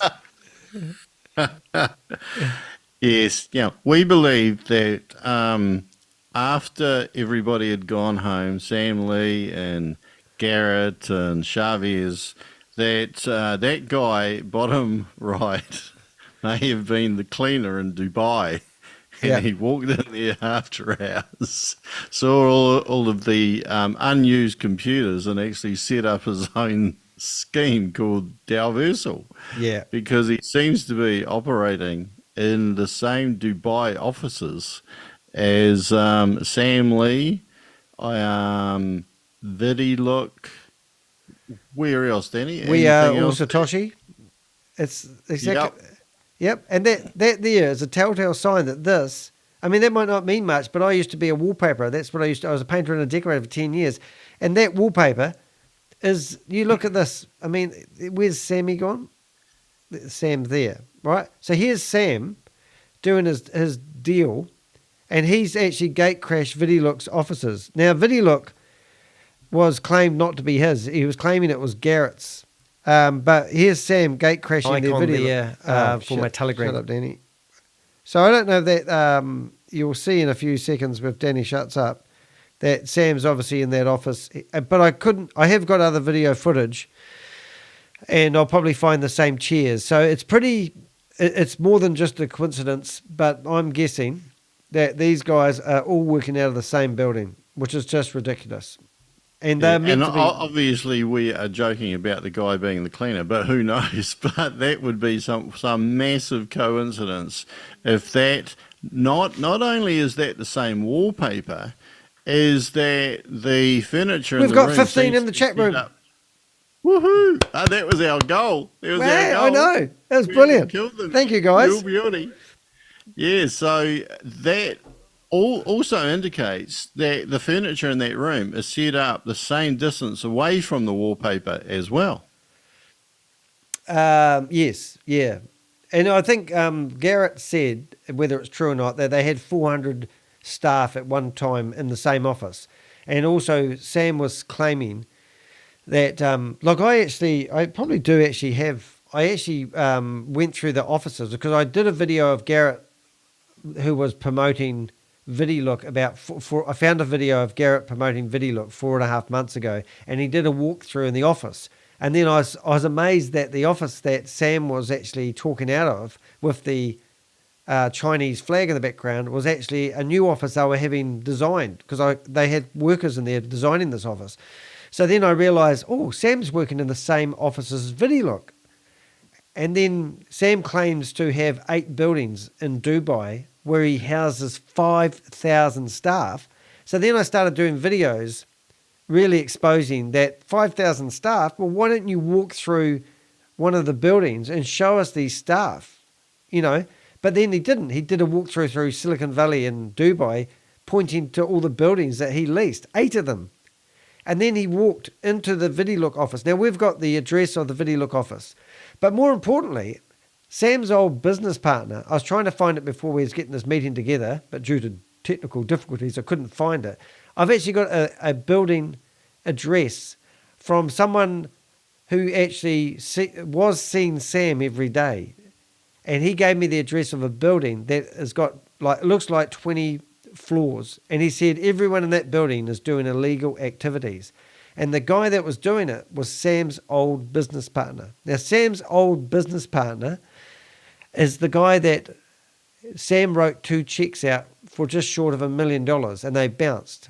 And he went and he went to the Dubai police and complained about Sam's bouncy checks. Sam got locked up for 3 nights. This is all rumors, and this is all, believe it if you want, this is the jigsaw puzzle that I've been building.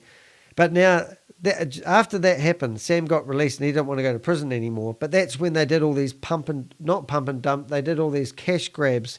So wewe.Satoshi had a cash grab. VAV had a cash grab. And then they also, after somebody left, Conrad left, they started up VidiLook version 2. And they did a cash grab. And also now I've done a video with Summer, and she's out there promoting VidiLook 3, which is called Vend.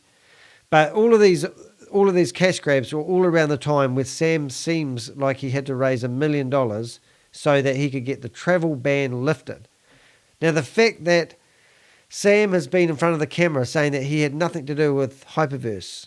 I have got the production team, all the photos of everyone, they're in Kuala Lumpur. I've got the address. I've got photos of people who were doing all the production for HyperNation. And I got given that one day and I couldn't believe it. But now it looks like that Sam claims he wasn't connected to HyperVersus. But if DAOversal is working out of the same offices as VidiLook, that is the Eureka moment where all these scams are obviously all coming out of the one area or the one building. And that sort of like makes a lot more sense. And that would explain that these guys like Sam or Chavez or Vivid are all puppets on a string. And there's a bigger organization behind it. So the organization that theoretically are creating all these Ponzi schemes, there was Max and there was Peter and there was Sam and there was another guy that remains a mystery. They all own the software development company together. So when Sam talks about how he's the tech company, it just doesn't make sense. Anyway, I don't know if I'm raving on, but I was so amazed when I saw that wallpaper. I'm putting everything on a wallpaper, but I think it's a good shot that they're all in the same friggin' office. We've got 12 people now. I think those are all very good points. I think that's quite irrefutable to me, but I'm slightly biased. It says on here that Blessed Life, who is it? Numbers Man said, I've seen the wallpaper. Yeah. Once seen can never be unseen. Blessed Life FX says, I haven't looked lately, but many of these scams reuse websites. They turn them over like every 2 to 3 years. Dastig. Oh, wait for this. This is a classic comment. You will be the next CoffeeZilla. That'd be cool. Well, that's quite controversial right at the moment because somebody on this Zoom call may have caught CoffeeZilla in a bit of a fib. or at least a misinterpretation of a chart. Go see a video on it. I should actually we should do is we should have a look at Twitter, because I forwarded him your video and asked him to have a look at it. He hasn't wrote back to me. His name is actually, because he gave me his phone number and told him to ring him one day when I was getting sued for $3.8 million, like he was going to pay my legal fees, but he didn't. But I rang him up. He's a hell of a nice guy, and he really is. He does sincerely care about people. But his real name is Stephen, or Steve. I know it's Stephen, but it was ironic because the guy that was suing me was called Stephen. I had to make sure I didn't get wouldn't want to get the mixed up. Mixed up. Blessed Life FX said, I'd love to see you two do a scam bait with Scammer Payback or Trilogy Media. Yeah, that'd be cool. Yeah, you'll never see me do anything like that. Why have you put a Zoom meeting? Well, if they want to come in and have a yarn to us, we've got doing this live. Classic. Yep. Yeah, away you go. Yeah, come on into the meeting. You're more than welcome. We don't have to have a camera on, but you're more than welcome to have a yarn. We'd love to get your feedback actually on some of the stuff we're doing, and also it's probably good feedback for us to figure out what's happening with our channel and what you guys like. These lives are working out quite good for me because I don't have to spend 10 hours editing once I get off. And mate, you do realise though, Danny, if any of them walk into this room and get past our virtual backgrounds, they will see this same wallpaper. Oh my God, who's this? This is Richard. Yeah. Hey. All right, we'll flip to another screen so we can fit you in. Here he is. I think I fell back a few seconds there. You fell back? Hitting buttons. Yeah, you know how it pauses the live for a few seconds before I can get on. Oh, that's right, mate. We didn't have to tell us all that, but now we know everything. It's fine. Do you like his avatar? I think we've got a convoy going. Yeah. Rolling. Oh, he's got the same glasses. Where are you, Richard? Oh. What's up, Rob? Hey, where are you? You want me to explain the numbers, man? Yeah. yeah, that's right. Yeah, like are we still on live or what? Yeah, we're broadcasting to the world, mate. This is your keep on trucking moment. Let's rock. So, we're making you famous. Yeah. So way back when I first got my license, sometime around that time, I set up my first email, and I remember, I never went on the internet for a while. Yeah. But when I went to YouTube, that was back when YouTube started. First wanted to get you to pay for it, like 10, 15 years ago or something like that. But I try to come up with an email that I would remember. And when I was trying to set up the YouTube account, I'm like, how am I gonna remember something? And when I got my license, this is a long story. I got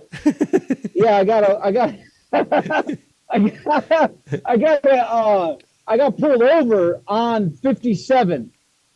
That's what the 57 is. That's I-57. Yeah, right. Interstate. And I was 19 at the time. That's good. So I'm like, hey, you know what?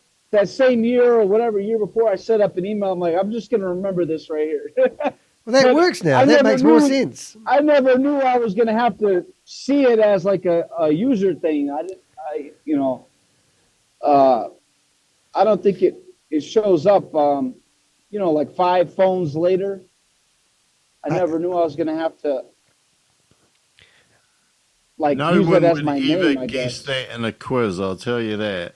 I just invited Garrett into our meeting. That's the long short of it.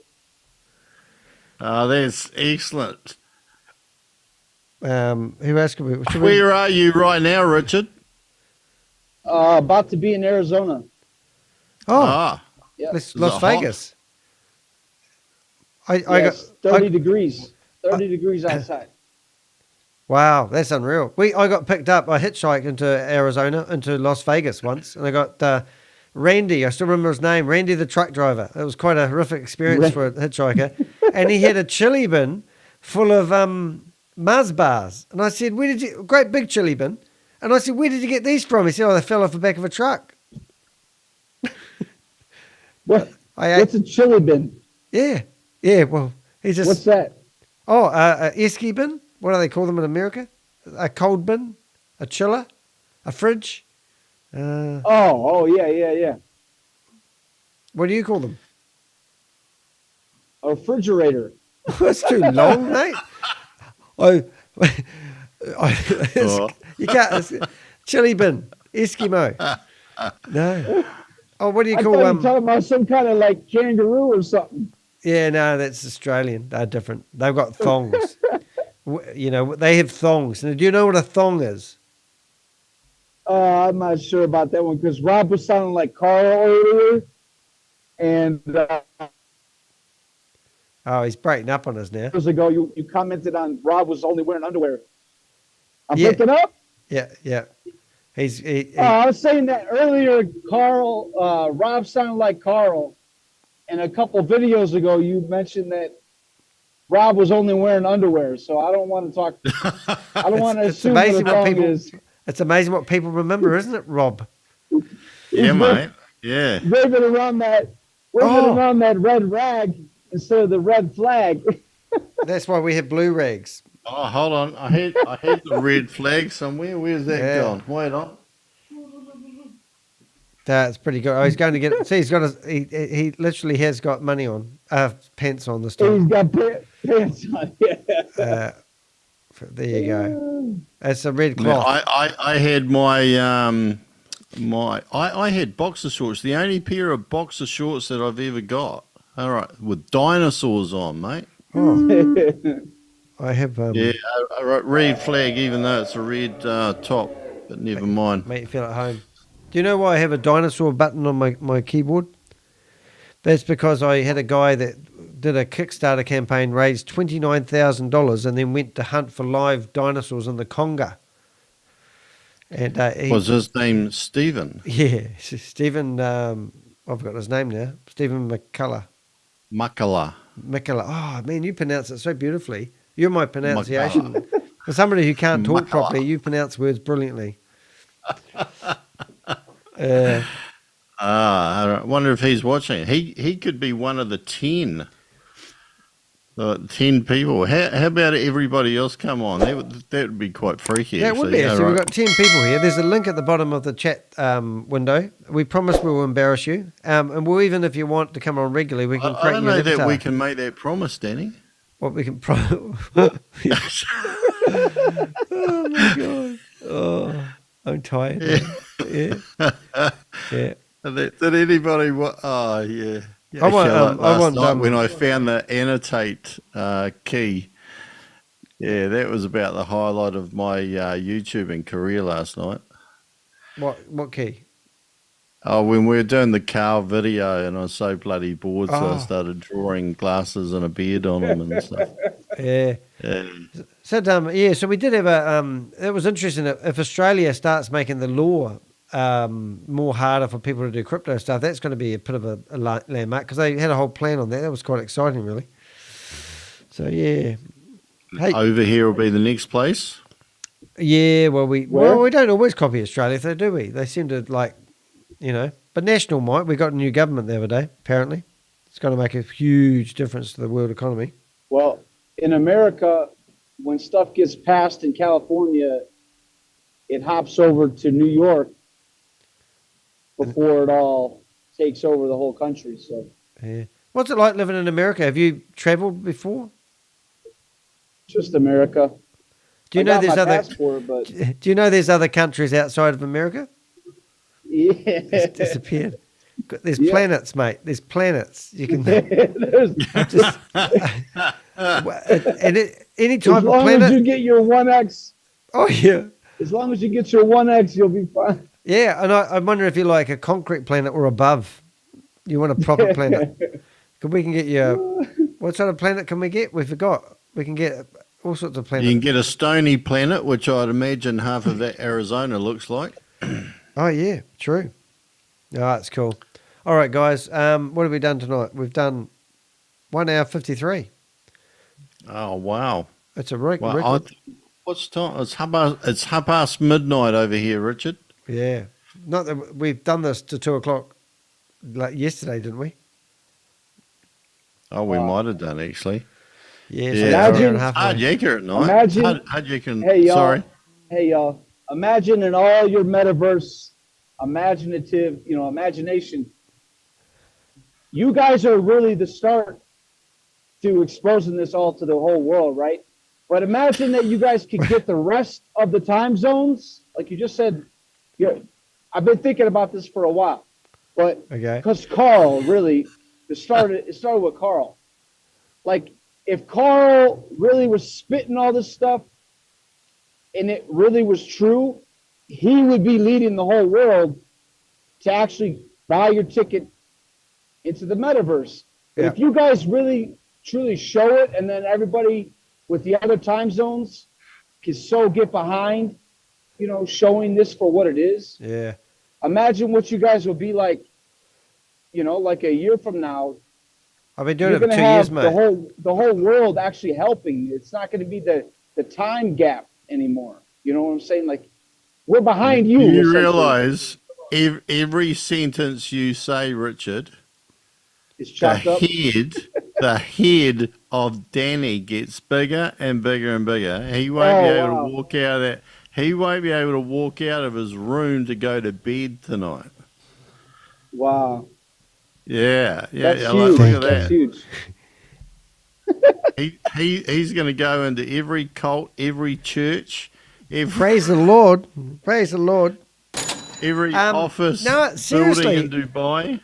Somebody in the comments there talked about scam beta and Progi and Trilogy and all that. They're brilliant, but they're stuck on those scammers. Actually, no, Trilogy's actually really cool. They've been capturing cash mules, people that have been picking up money after they told granddad to transfer $35,000 into a paper bag so they can come pick it up from his doorstep. Seriously, that's what they've been doing. And there's another lady I really like, because they went to this yearly conference thing, and I reckon they're missing the Ponzi schemes. But I think the reason, I figured out why. Do you know why they forgot about the Ponzi schemes? What's that? Because the guys that run the Ponzi schemes have a whole lot of money. Now, it only took me 1 year to get sued, somebody who tried to sue me for $3.8 million. So the guy in India, they can't do much. They can't sue them. He's not, but with me, I've got people with lots of money going after me. And maybe that's why. But I'm in New Zealand, and I'm really versed now with how New Zealand law works. So, that might be my saving grace. I think the other thing is that if you have a look at a lot of these Ponzi schemes, you can't actually get to the people at the top. And a lot of them, you have no idea who it is. Like in HyperVersus, like who the hell really knew who corporate was, like you could assume. I did, Rob. But, Well, but you can't actually call them up on the phone though, can you? Yeah. Yeah, because when they all started, it might not have been every single one of them. There might be 5 layers of that wallpaper by now. I can bring up one of them. I think we're going to see that wallpaper everywhere, mate. That's brilliant. Every time that's you're going to walk into a shop tomorrow and you go, oh my God, there's that wallpaper. Yeah, no, it's going to be and it could be like the city. It could be something like government department, and it could be the IRS or the CSP, whatever. And they've all got the same wallpaper in the government shops. And then we realised that guy's actually undercover. And he was wearing undercover clothes, but he forgot to change the wallpaper. It'll be like one giant conspiracy. Every office overseas in every country run by the CIA has Greek key silver wallpaper. Yeah, I'm gonna. We should. I've got this guy here. I'm just going to see if he wants to join us. Do you want to speak to a guy that's lost $90,000? Oh, and they all have comments in the comment. They all have NDAs as well, so no one can speak to you. Yeah, they all have a non-disclosure agreement. It looked like Sam Lee was gonna jump out of his seat with the video where Danny shows him say, "Oh, y'all just keep bringing the scams. and give me my 2%. He literally looked like he was gonna, like an exorcism movie, just jump out of his seat at the camera. Yeah. He's waiting for the music to start up. I can't wait till the movie comes out. Yeah. It will be interesting. I invite this lady. I was trying to invite Carl. I'll see if I can find Carl. He might. I had some news. I got a reply today. That's what I was going to tell you about. Oh, hey, cool. Okay, great. Yeah. Tell us that. I get to tell you personally, as a segue, Rob, thank you for your videos and taking the time with Danny here. I saw at the end of your video that you say you're done with WAS.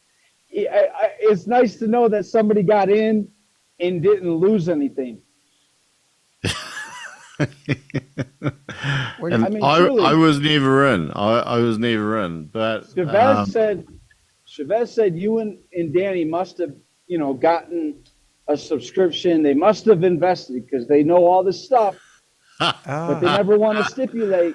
They never want to stipulate where, point out those key points that make sense, what they know. Yeah, that's a really good point though, because when I gate crashed Keith Williams' HyperVersus meeting, and I got to be one-on-one with him, he thought I was a news reporter, and he said to me, "Oh, you're an investor?" And because I was thinking on my feet, I said, "Yes, I am." And he said, "What did you invest?"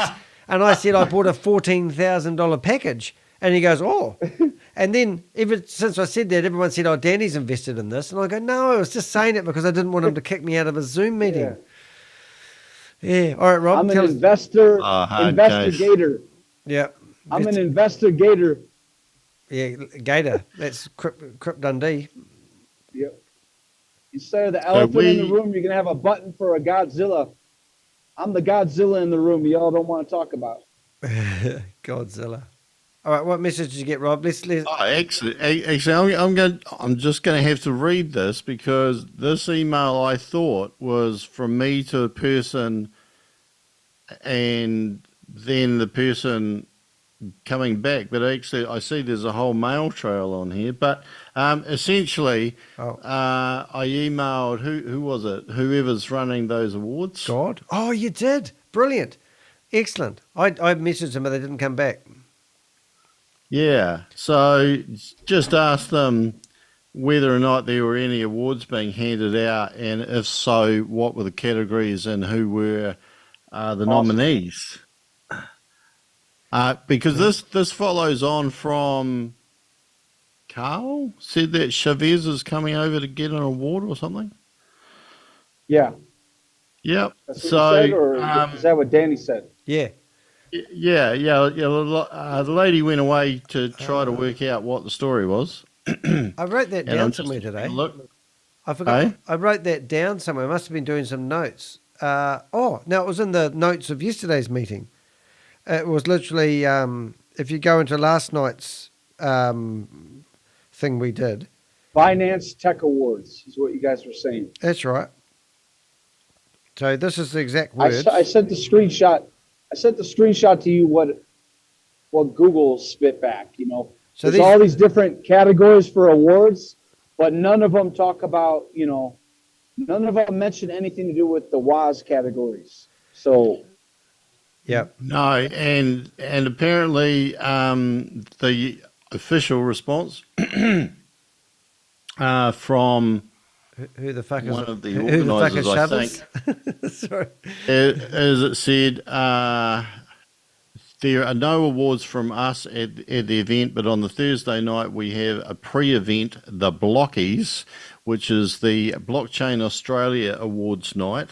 We have a Pitch Fest Shark Tank style of event at the 2-day convention where $500,000 of investment money is up for grabs. And there is a huge range of actual prizes. Now, wait for this. There's a huge range of actual prizes from, and I'll start with one, mining rigs, other sponsored giveaways, and a Tesla. Wow. No cell phones from wewe? But I don't know about, well, possibly. Who knows? There could be an L5 smartphone there. But there are no official awards ceremony at the convention, just hundreds of exhibitors, speakers, and a whole lot of fun.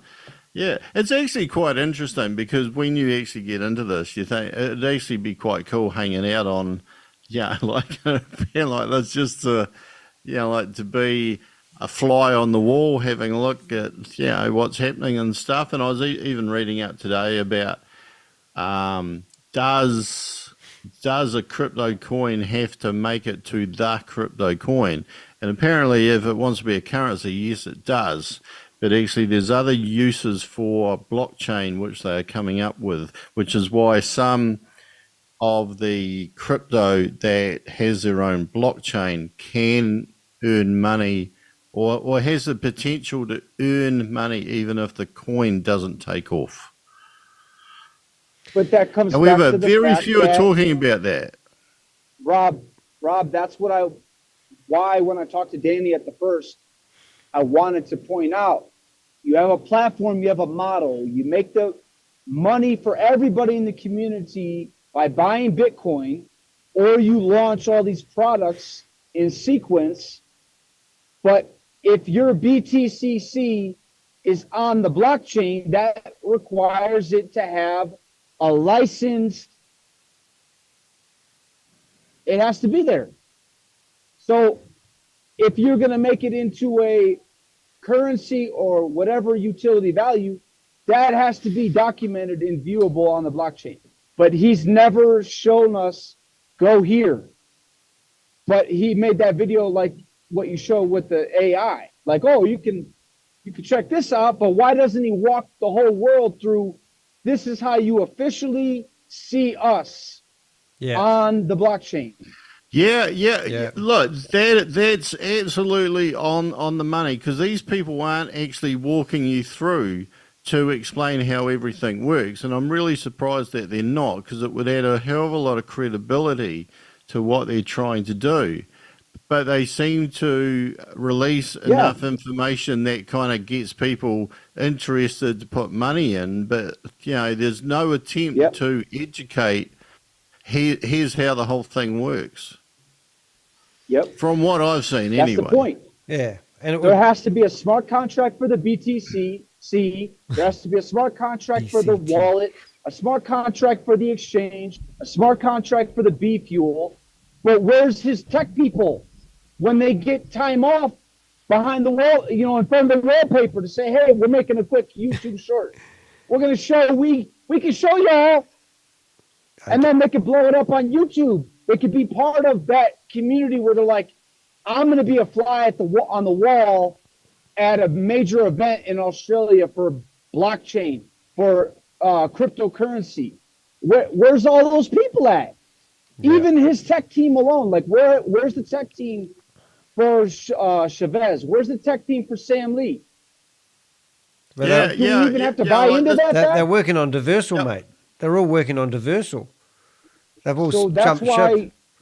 When you said earlier how you're pointing out about the wallpaper, maybe it's the same people. Man, I thought that's what you were saying all along. Yeah. I thought that's... Yeah, but I had no proof. I mean, it come down to wallpaper. Right. It would take a painter and a decorator. Well, you have... Figure that out. Look at me now. Look at me. And the janitor. I changed my battery, my thingy, whatever the thing is called. Camera. And if you were having a look at least what I was having a look at for HyperVersus or HyperNation or anything like that, you'd probably think that all this is based somewhere in the UK, only because the presenters were in the UK. But then you hear about these other people and you think, oh, well, maybe this is in Asia, and you really have no idea where these things are based, because you never get to see the people. The interesting thing is that you got Chavez, who's actually on all these Zoom meetings, and you think, well, when does he get any time to be a proper CEO? Or is he not a CEO?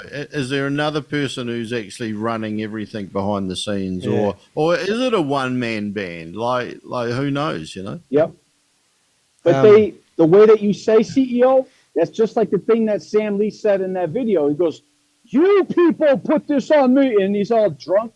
It's like, you people categorize, you guys are the ones that edified me to be this person. He's like, I didn't say that. Well, that opens up the door for Chavez to have a blow up deal in the future, so he can go to the next project. To be like, you guys are the ones that said I was the CEO. Then where were you in the interim to say no? I was actually doing this on a live call. So what was your official position? Yeah, because and I don't know in the smart contract. Yeah, I don't know what the advantage is to any of these schemes or individuals to not clarify what the situation is so that everybody can understand. Because if I was in a position of I bought a package or whatever and I'm trying to get referrals or recruitments or whatever you want to call them, I would want to feel really secure that I understood what I was selling and I could answer any questions that people were going to fire at me. But there's so many holes in this that, there'll be so many questions that could have a look at those videos online and find holes, come back to a person like me trying to sell it, and I'd be just embarrassed that I didn't have any of the answers. Right. But you know how people are like, there's no chance in the world. There's no coincidence in the world when certain things happen a certain way. When Sam Lee said, the week that I came over there or came through there, I thought I was going to come in there for the investment, but then that's when they were starting to talk about the mining packages. What are the odds that they said, oh, y'all don't trust us, trust the concept? What is the odds that they had everything that Chavez was going to do for the next week, 2 weeks, step by step, incrementally spoon feeding the idea, the concept, and then the analogy, and then laying it out on the whiteboard and talking it through. But everybody on that Zoom call is watching this screen to see who is responding, their little picture.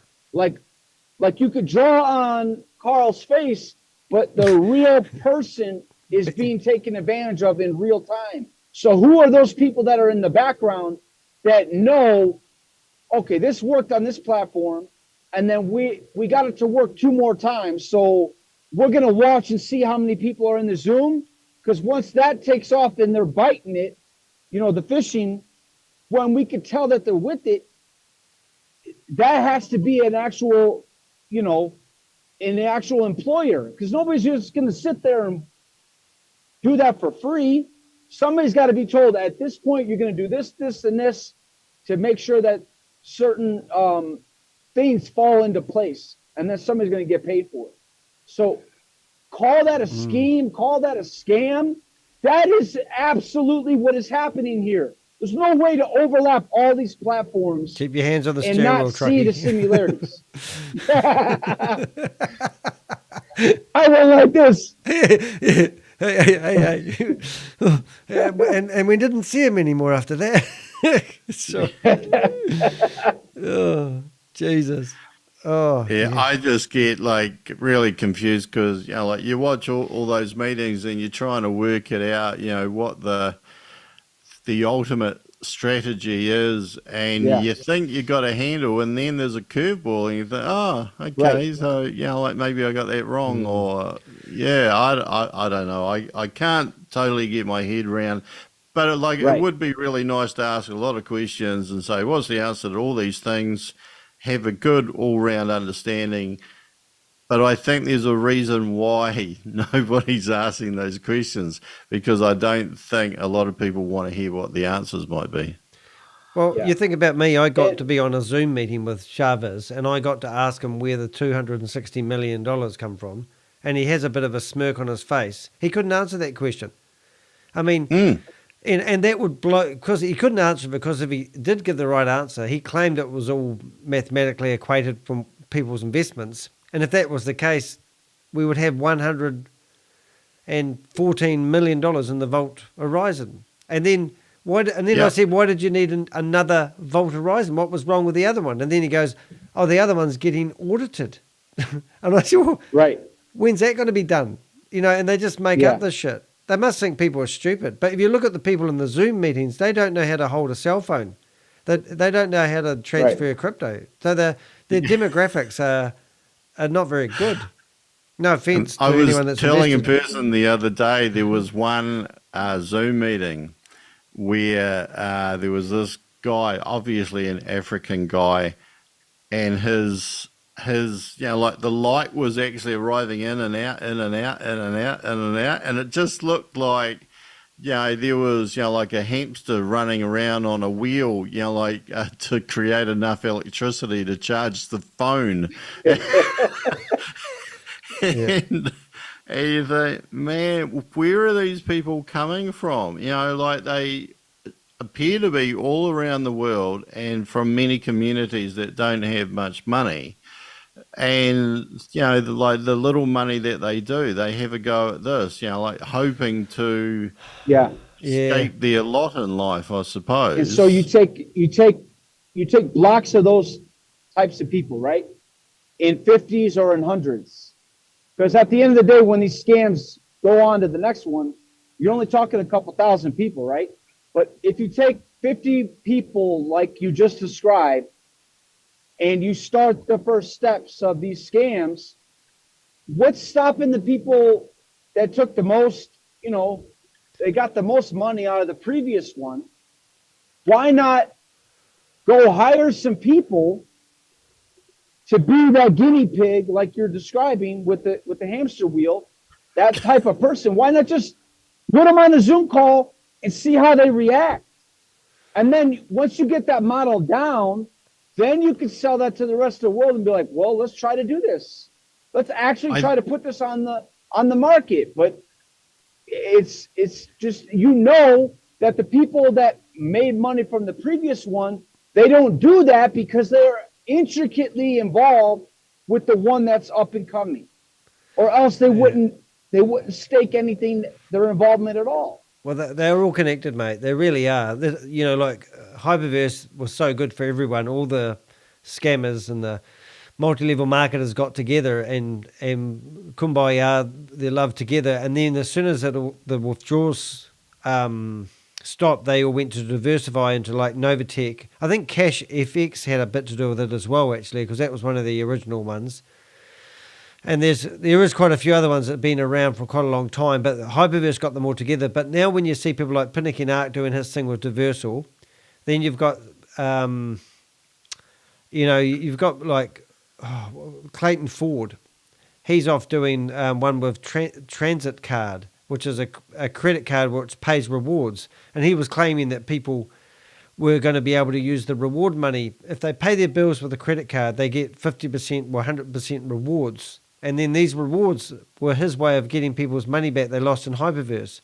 And then you think, what are you promoting this shit for? They just go from one to the other. It's just shocking. It's quite tiresome. But as soon as, what I love now is when even Garrett starting up this new, what I call Ponzi scheme, and he's telling me it's not. I mean, all the people associated with it have been involved with other Ponzi schemes. It's just, it's like, and then we've got that lady, Summer, who she was promoting Sam's new Vend, which was the end of VidiLook. Now, she's literally said in one of her videos that Sam is going to create many other opportunities for people. And if you want one, and you can be the key person behind it, it can be your baby. So this is what's going to happen now. You're going to get people, buying a packaged, ready-to-go Ponzi scheme that they start promoting to their. It's all about getting these communities and making them bigger and bigger. Yeah. Because the amount of people that have already been taken advantage of thus far, that's not the infantile. That's literally in the metaverse somewhere on a petri dish. That microscopic amount of human specimen out there in the imaginative world.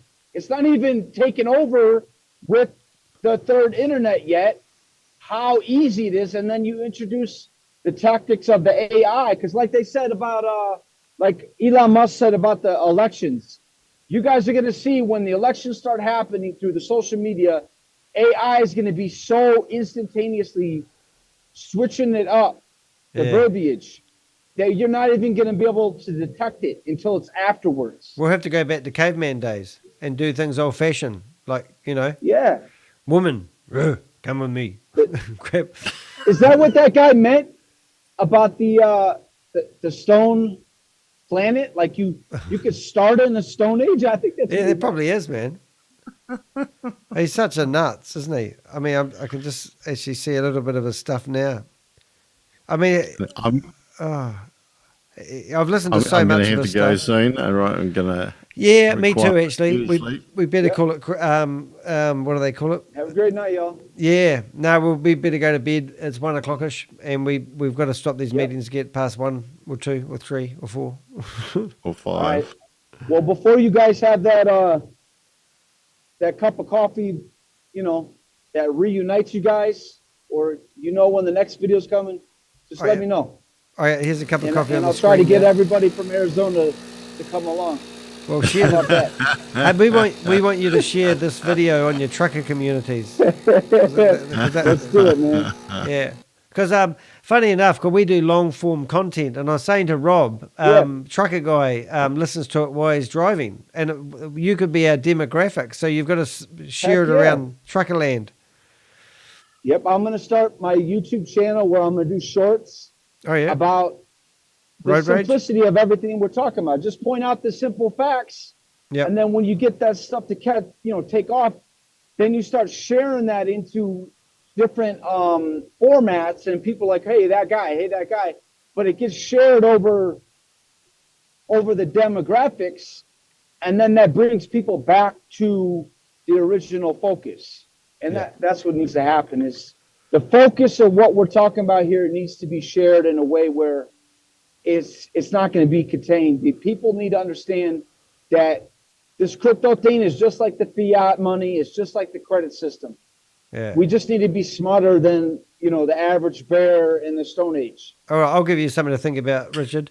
Now, Rob is a professional stutterer. He's got a very good stutter. I'm very dyslexic, and I can hardly read or write. Rob does most of my reading. What is your disability? Oh, I'm just going to have my take. When you guys do the videos, I'll do shorts. I'll do critiques on your guys's, and then I'm fumbling my way through it to get to the point where I'm not in this driver's seat anymore, and the whole world can, share in that excellence. Because like you say about compost, I'm with this. I'm with you guys. Do you know what he means? I'm not here to. He said you got to have your failures in business because they are the compost for your next That's opportunity. Yeah. I got that So from. I'll share my strengths and my weaknesses. Right. So you don't have any like do you have any problems in your head? Like Rob's got stuttering, I've got dyslexia. You must have one. You can't be the perfect guy. They say, about the trucker life that if you got a girlfriend, it sucks out on the road. But if you got a family, they say forget about it.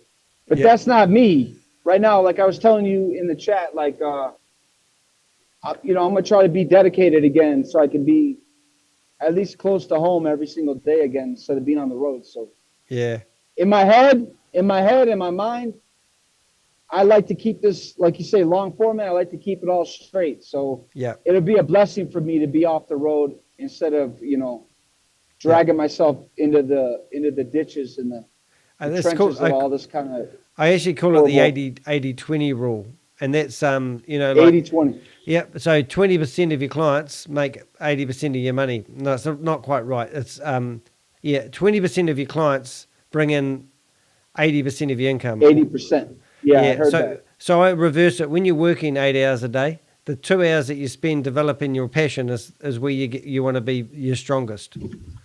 That's good, man. Yeah. I'm full of shit today, mate. Hey, it's been cool. We'll go to bed. You keep trucking. Appreciate you guys. And how many more hours before you finish trucking? About 4 hours. Yep. And when you got to your destination, do you sleep in the back of the truck, do you? Or? Yep. Yeah, I'd show you that, but there's wallpaper behind me. Can't show you behind the wall picture. I think he's one of the big guys. Look at his wallpaper. Oh my God, I can see it now. It's silver. Yeah, no, good stuff. All right, guys, I'm going to round it up. We've just Cool. Bill Johnson's been in the chat room. If you haven't followed what he's saying, he's been he managed to download a database of 900 people that were all involved in a Ponzi scheme called Smart Steps.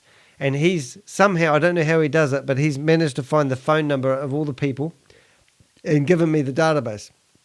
I've been messaging one of them, and we've even got a way of knowing who's the leaders and who the investors are. And one of them I sent a text to, and then next thing, there's a comment on one of the videos about Smart Steps. So if you go to my YouTube channel, check out my lives, you'll see there's a video about Smart Steps. And this guy is saying, I'm wrong, and I don't know what I'm talking about, and I just don't understand the opportunity that's been presented. And this is a great opportunity for people. But it was really funny because I had a Zoom meeting, and Bill Johnson got in there, and he said, hey, is this your token? And they had I think it was 34 million tokens, and they were worth 0.00000 whatever. And people, if they bought different levels of membership, would get rewarded if they did their 15,000 steps with something like 5,000 of their worthless tokens every day. So, but they failed to tell people that when they're in the Zoom meeting, they only tell them that you're going to receive the blah, blah token and it's going to be worth something. They reckon that their token was going to be worth $10 each one day. And currently it's not even worth 1/100th of a cent. Just ridiculous.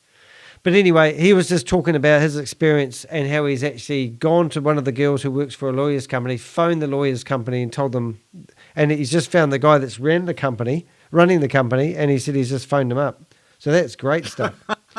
Wow. What time zone is that?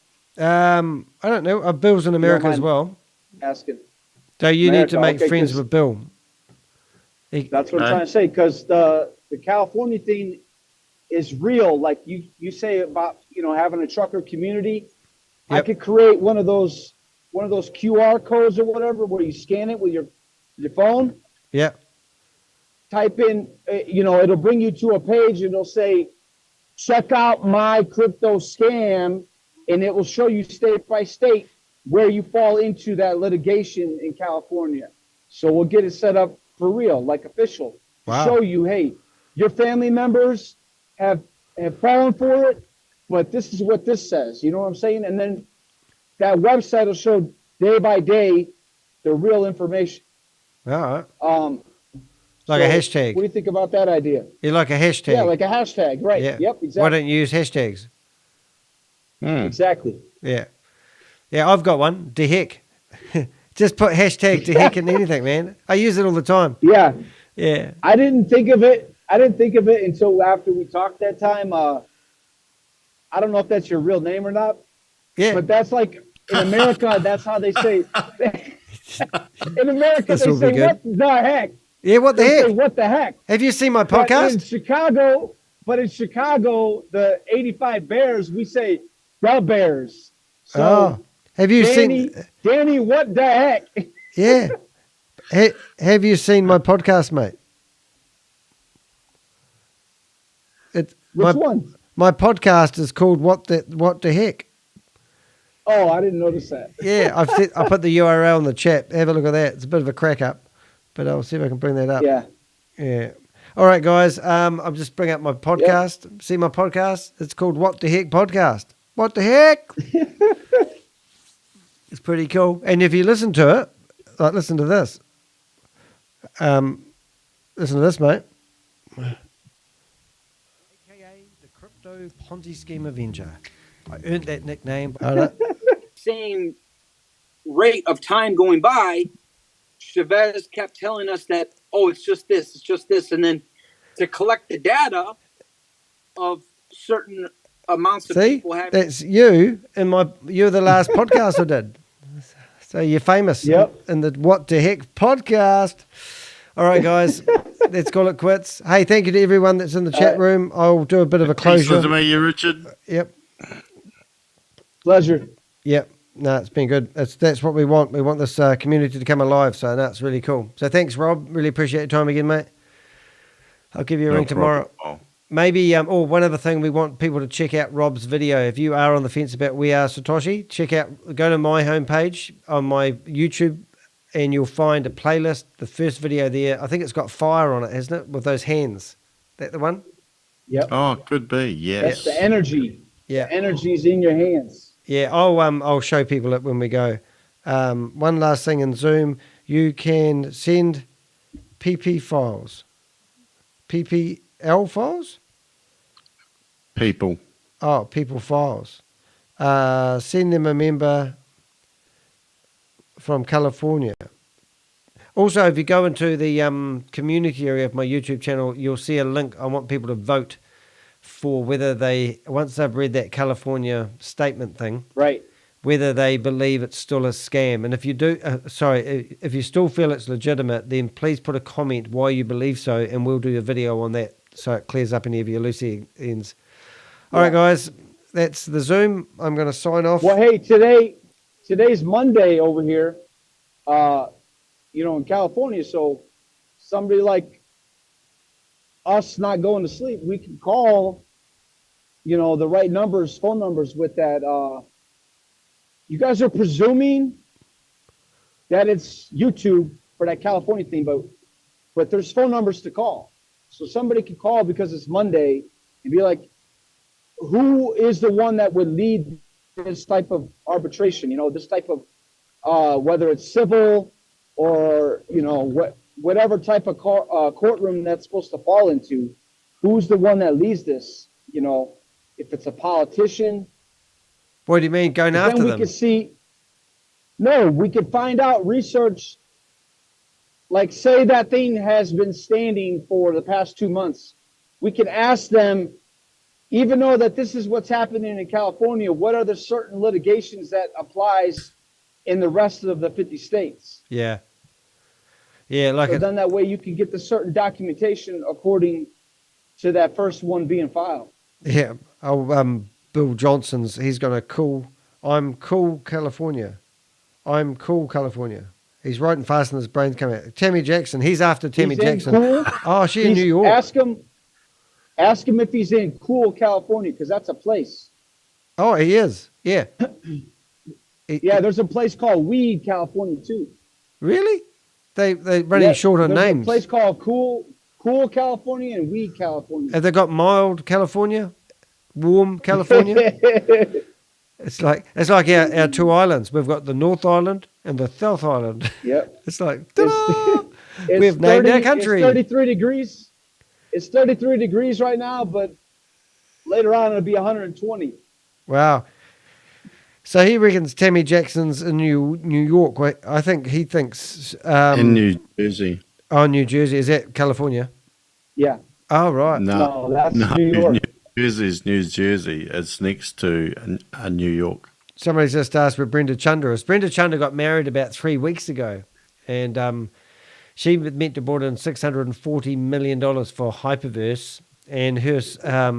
I've got a beautiful photo with Clayton Ford, Sam Lee, and Keith Williams and Brenda Chander. Now, I tell you what, those guys could be in management. I mean, the fact that Sam's out with those guys, and now HyperNation and DAOversal. Remember, you heard it here first, guys. DAOversal is Sam Lee's as well.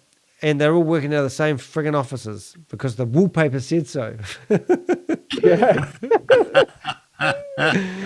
would take... The wallpaper does not lie. And being a painter and a decorator, like honestly, in my hometown, I was the number one wallpaper in town. People would ask me to do all the specialist. So I did have a purpose. The Crypto Ponzi Scheme Avenger said, look at the wallpaper. Oh, I can't believe it. And that guy got fired. He'll be replaced next week. Yeah. They'll be in there tomorrow. Re-wallpapering it.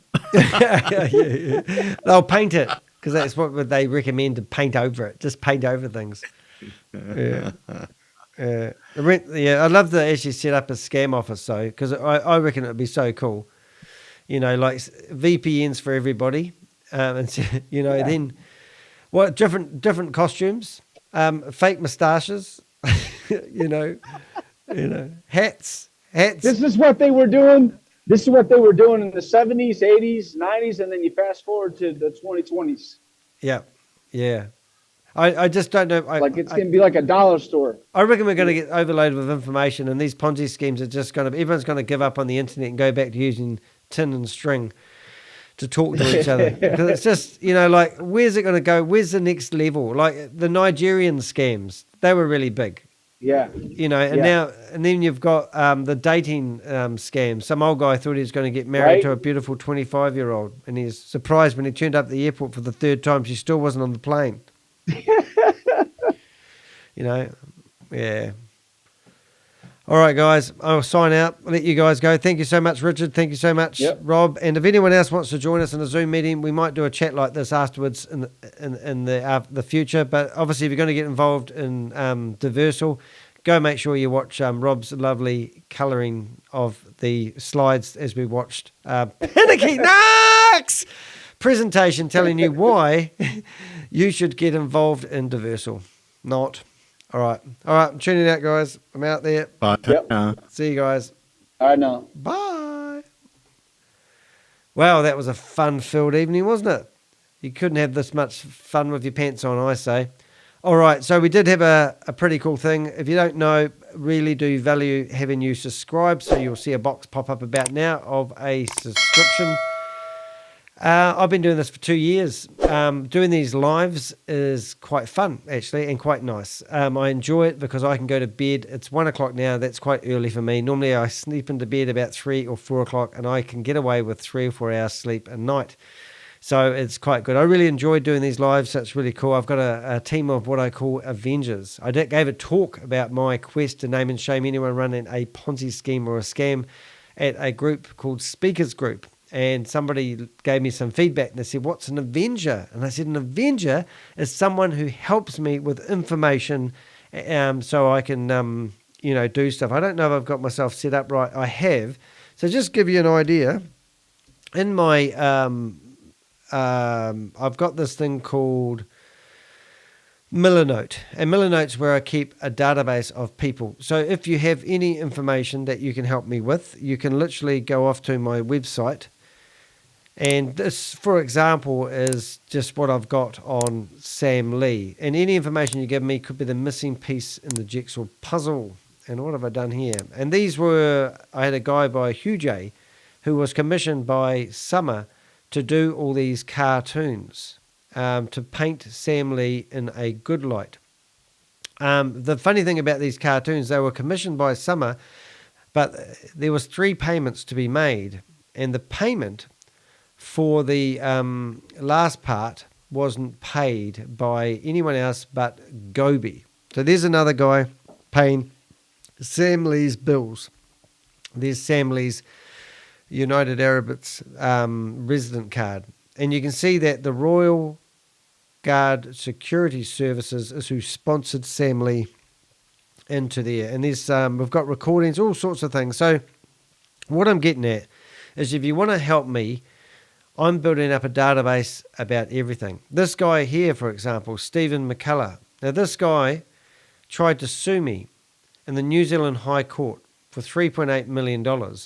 I mean, this guy was promoting a Ponzi scheme where he claimed he was going to give away 2 Tesla Cybertrucks, 2 sports cars, $2 million worth of crypto, and that was a really great meeting, Steve. That was a good meeting. $1 million worth of gold. Yeah, I've been and this is him walking around his office. I think we should do something like and they're skiting about, and when this competition was drawn, only 1,000 people ever watched the video.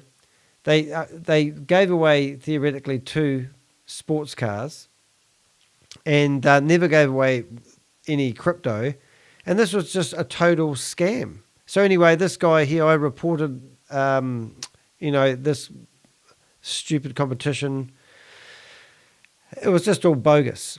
So I had a whole ton of information about this guy, and I totally exploited him. But the information I got, if you look at that, you can see I went to town with this guy, and I still have a ton of information about him. Literally. This has been given to people that can get this guy arrested and off the streets. I mean, how condemning is this information? Here's voice recordings of this guy. I've got voice recordings. I've got screenshots of him saying that he's going to pay hitmen to get people removed. I can just click a button and I get to hear all the voice recordings of this guy. And we should have the press release out there this week. So all this information has been leaked to me, given to me by people who want to see these criminals off the street. I currently have investigated just over 100 different people. So don't think any information that you have. Here's Pinakee Naik just down there. I wonder if he's actually got, how much information have I got about him?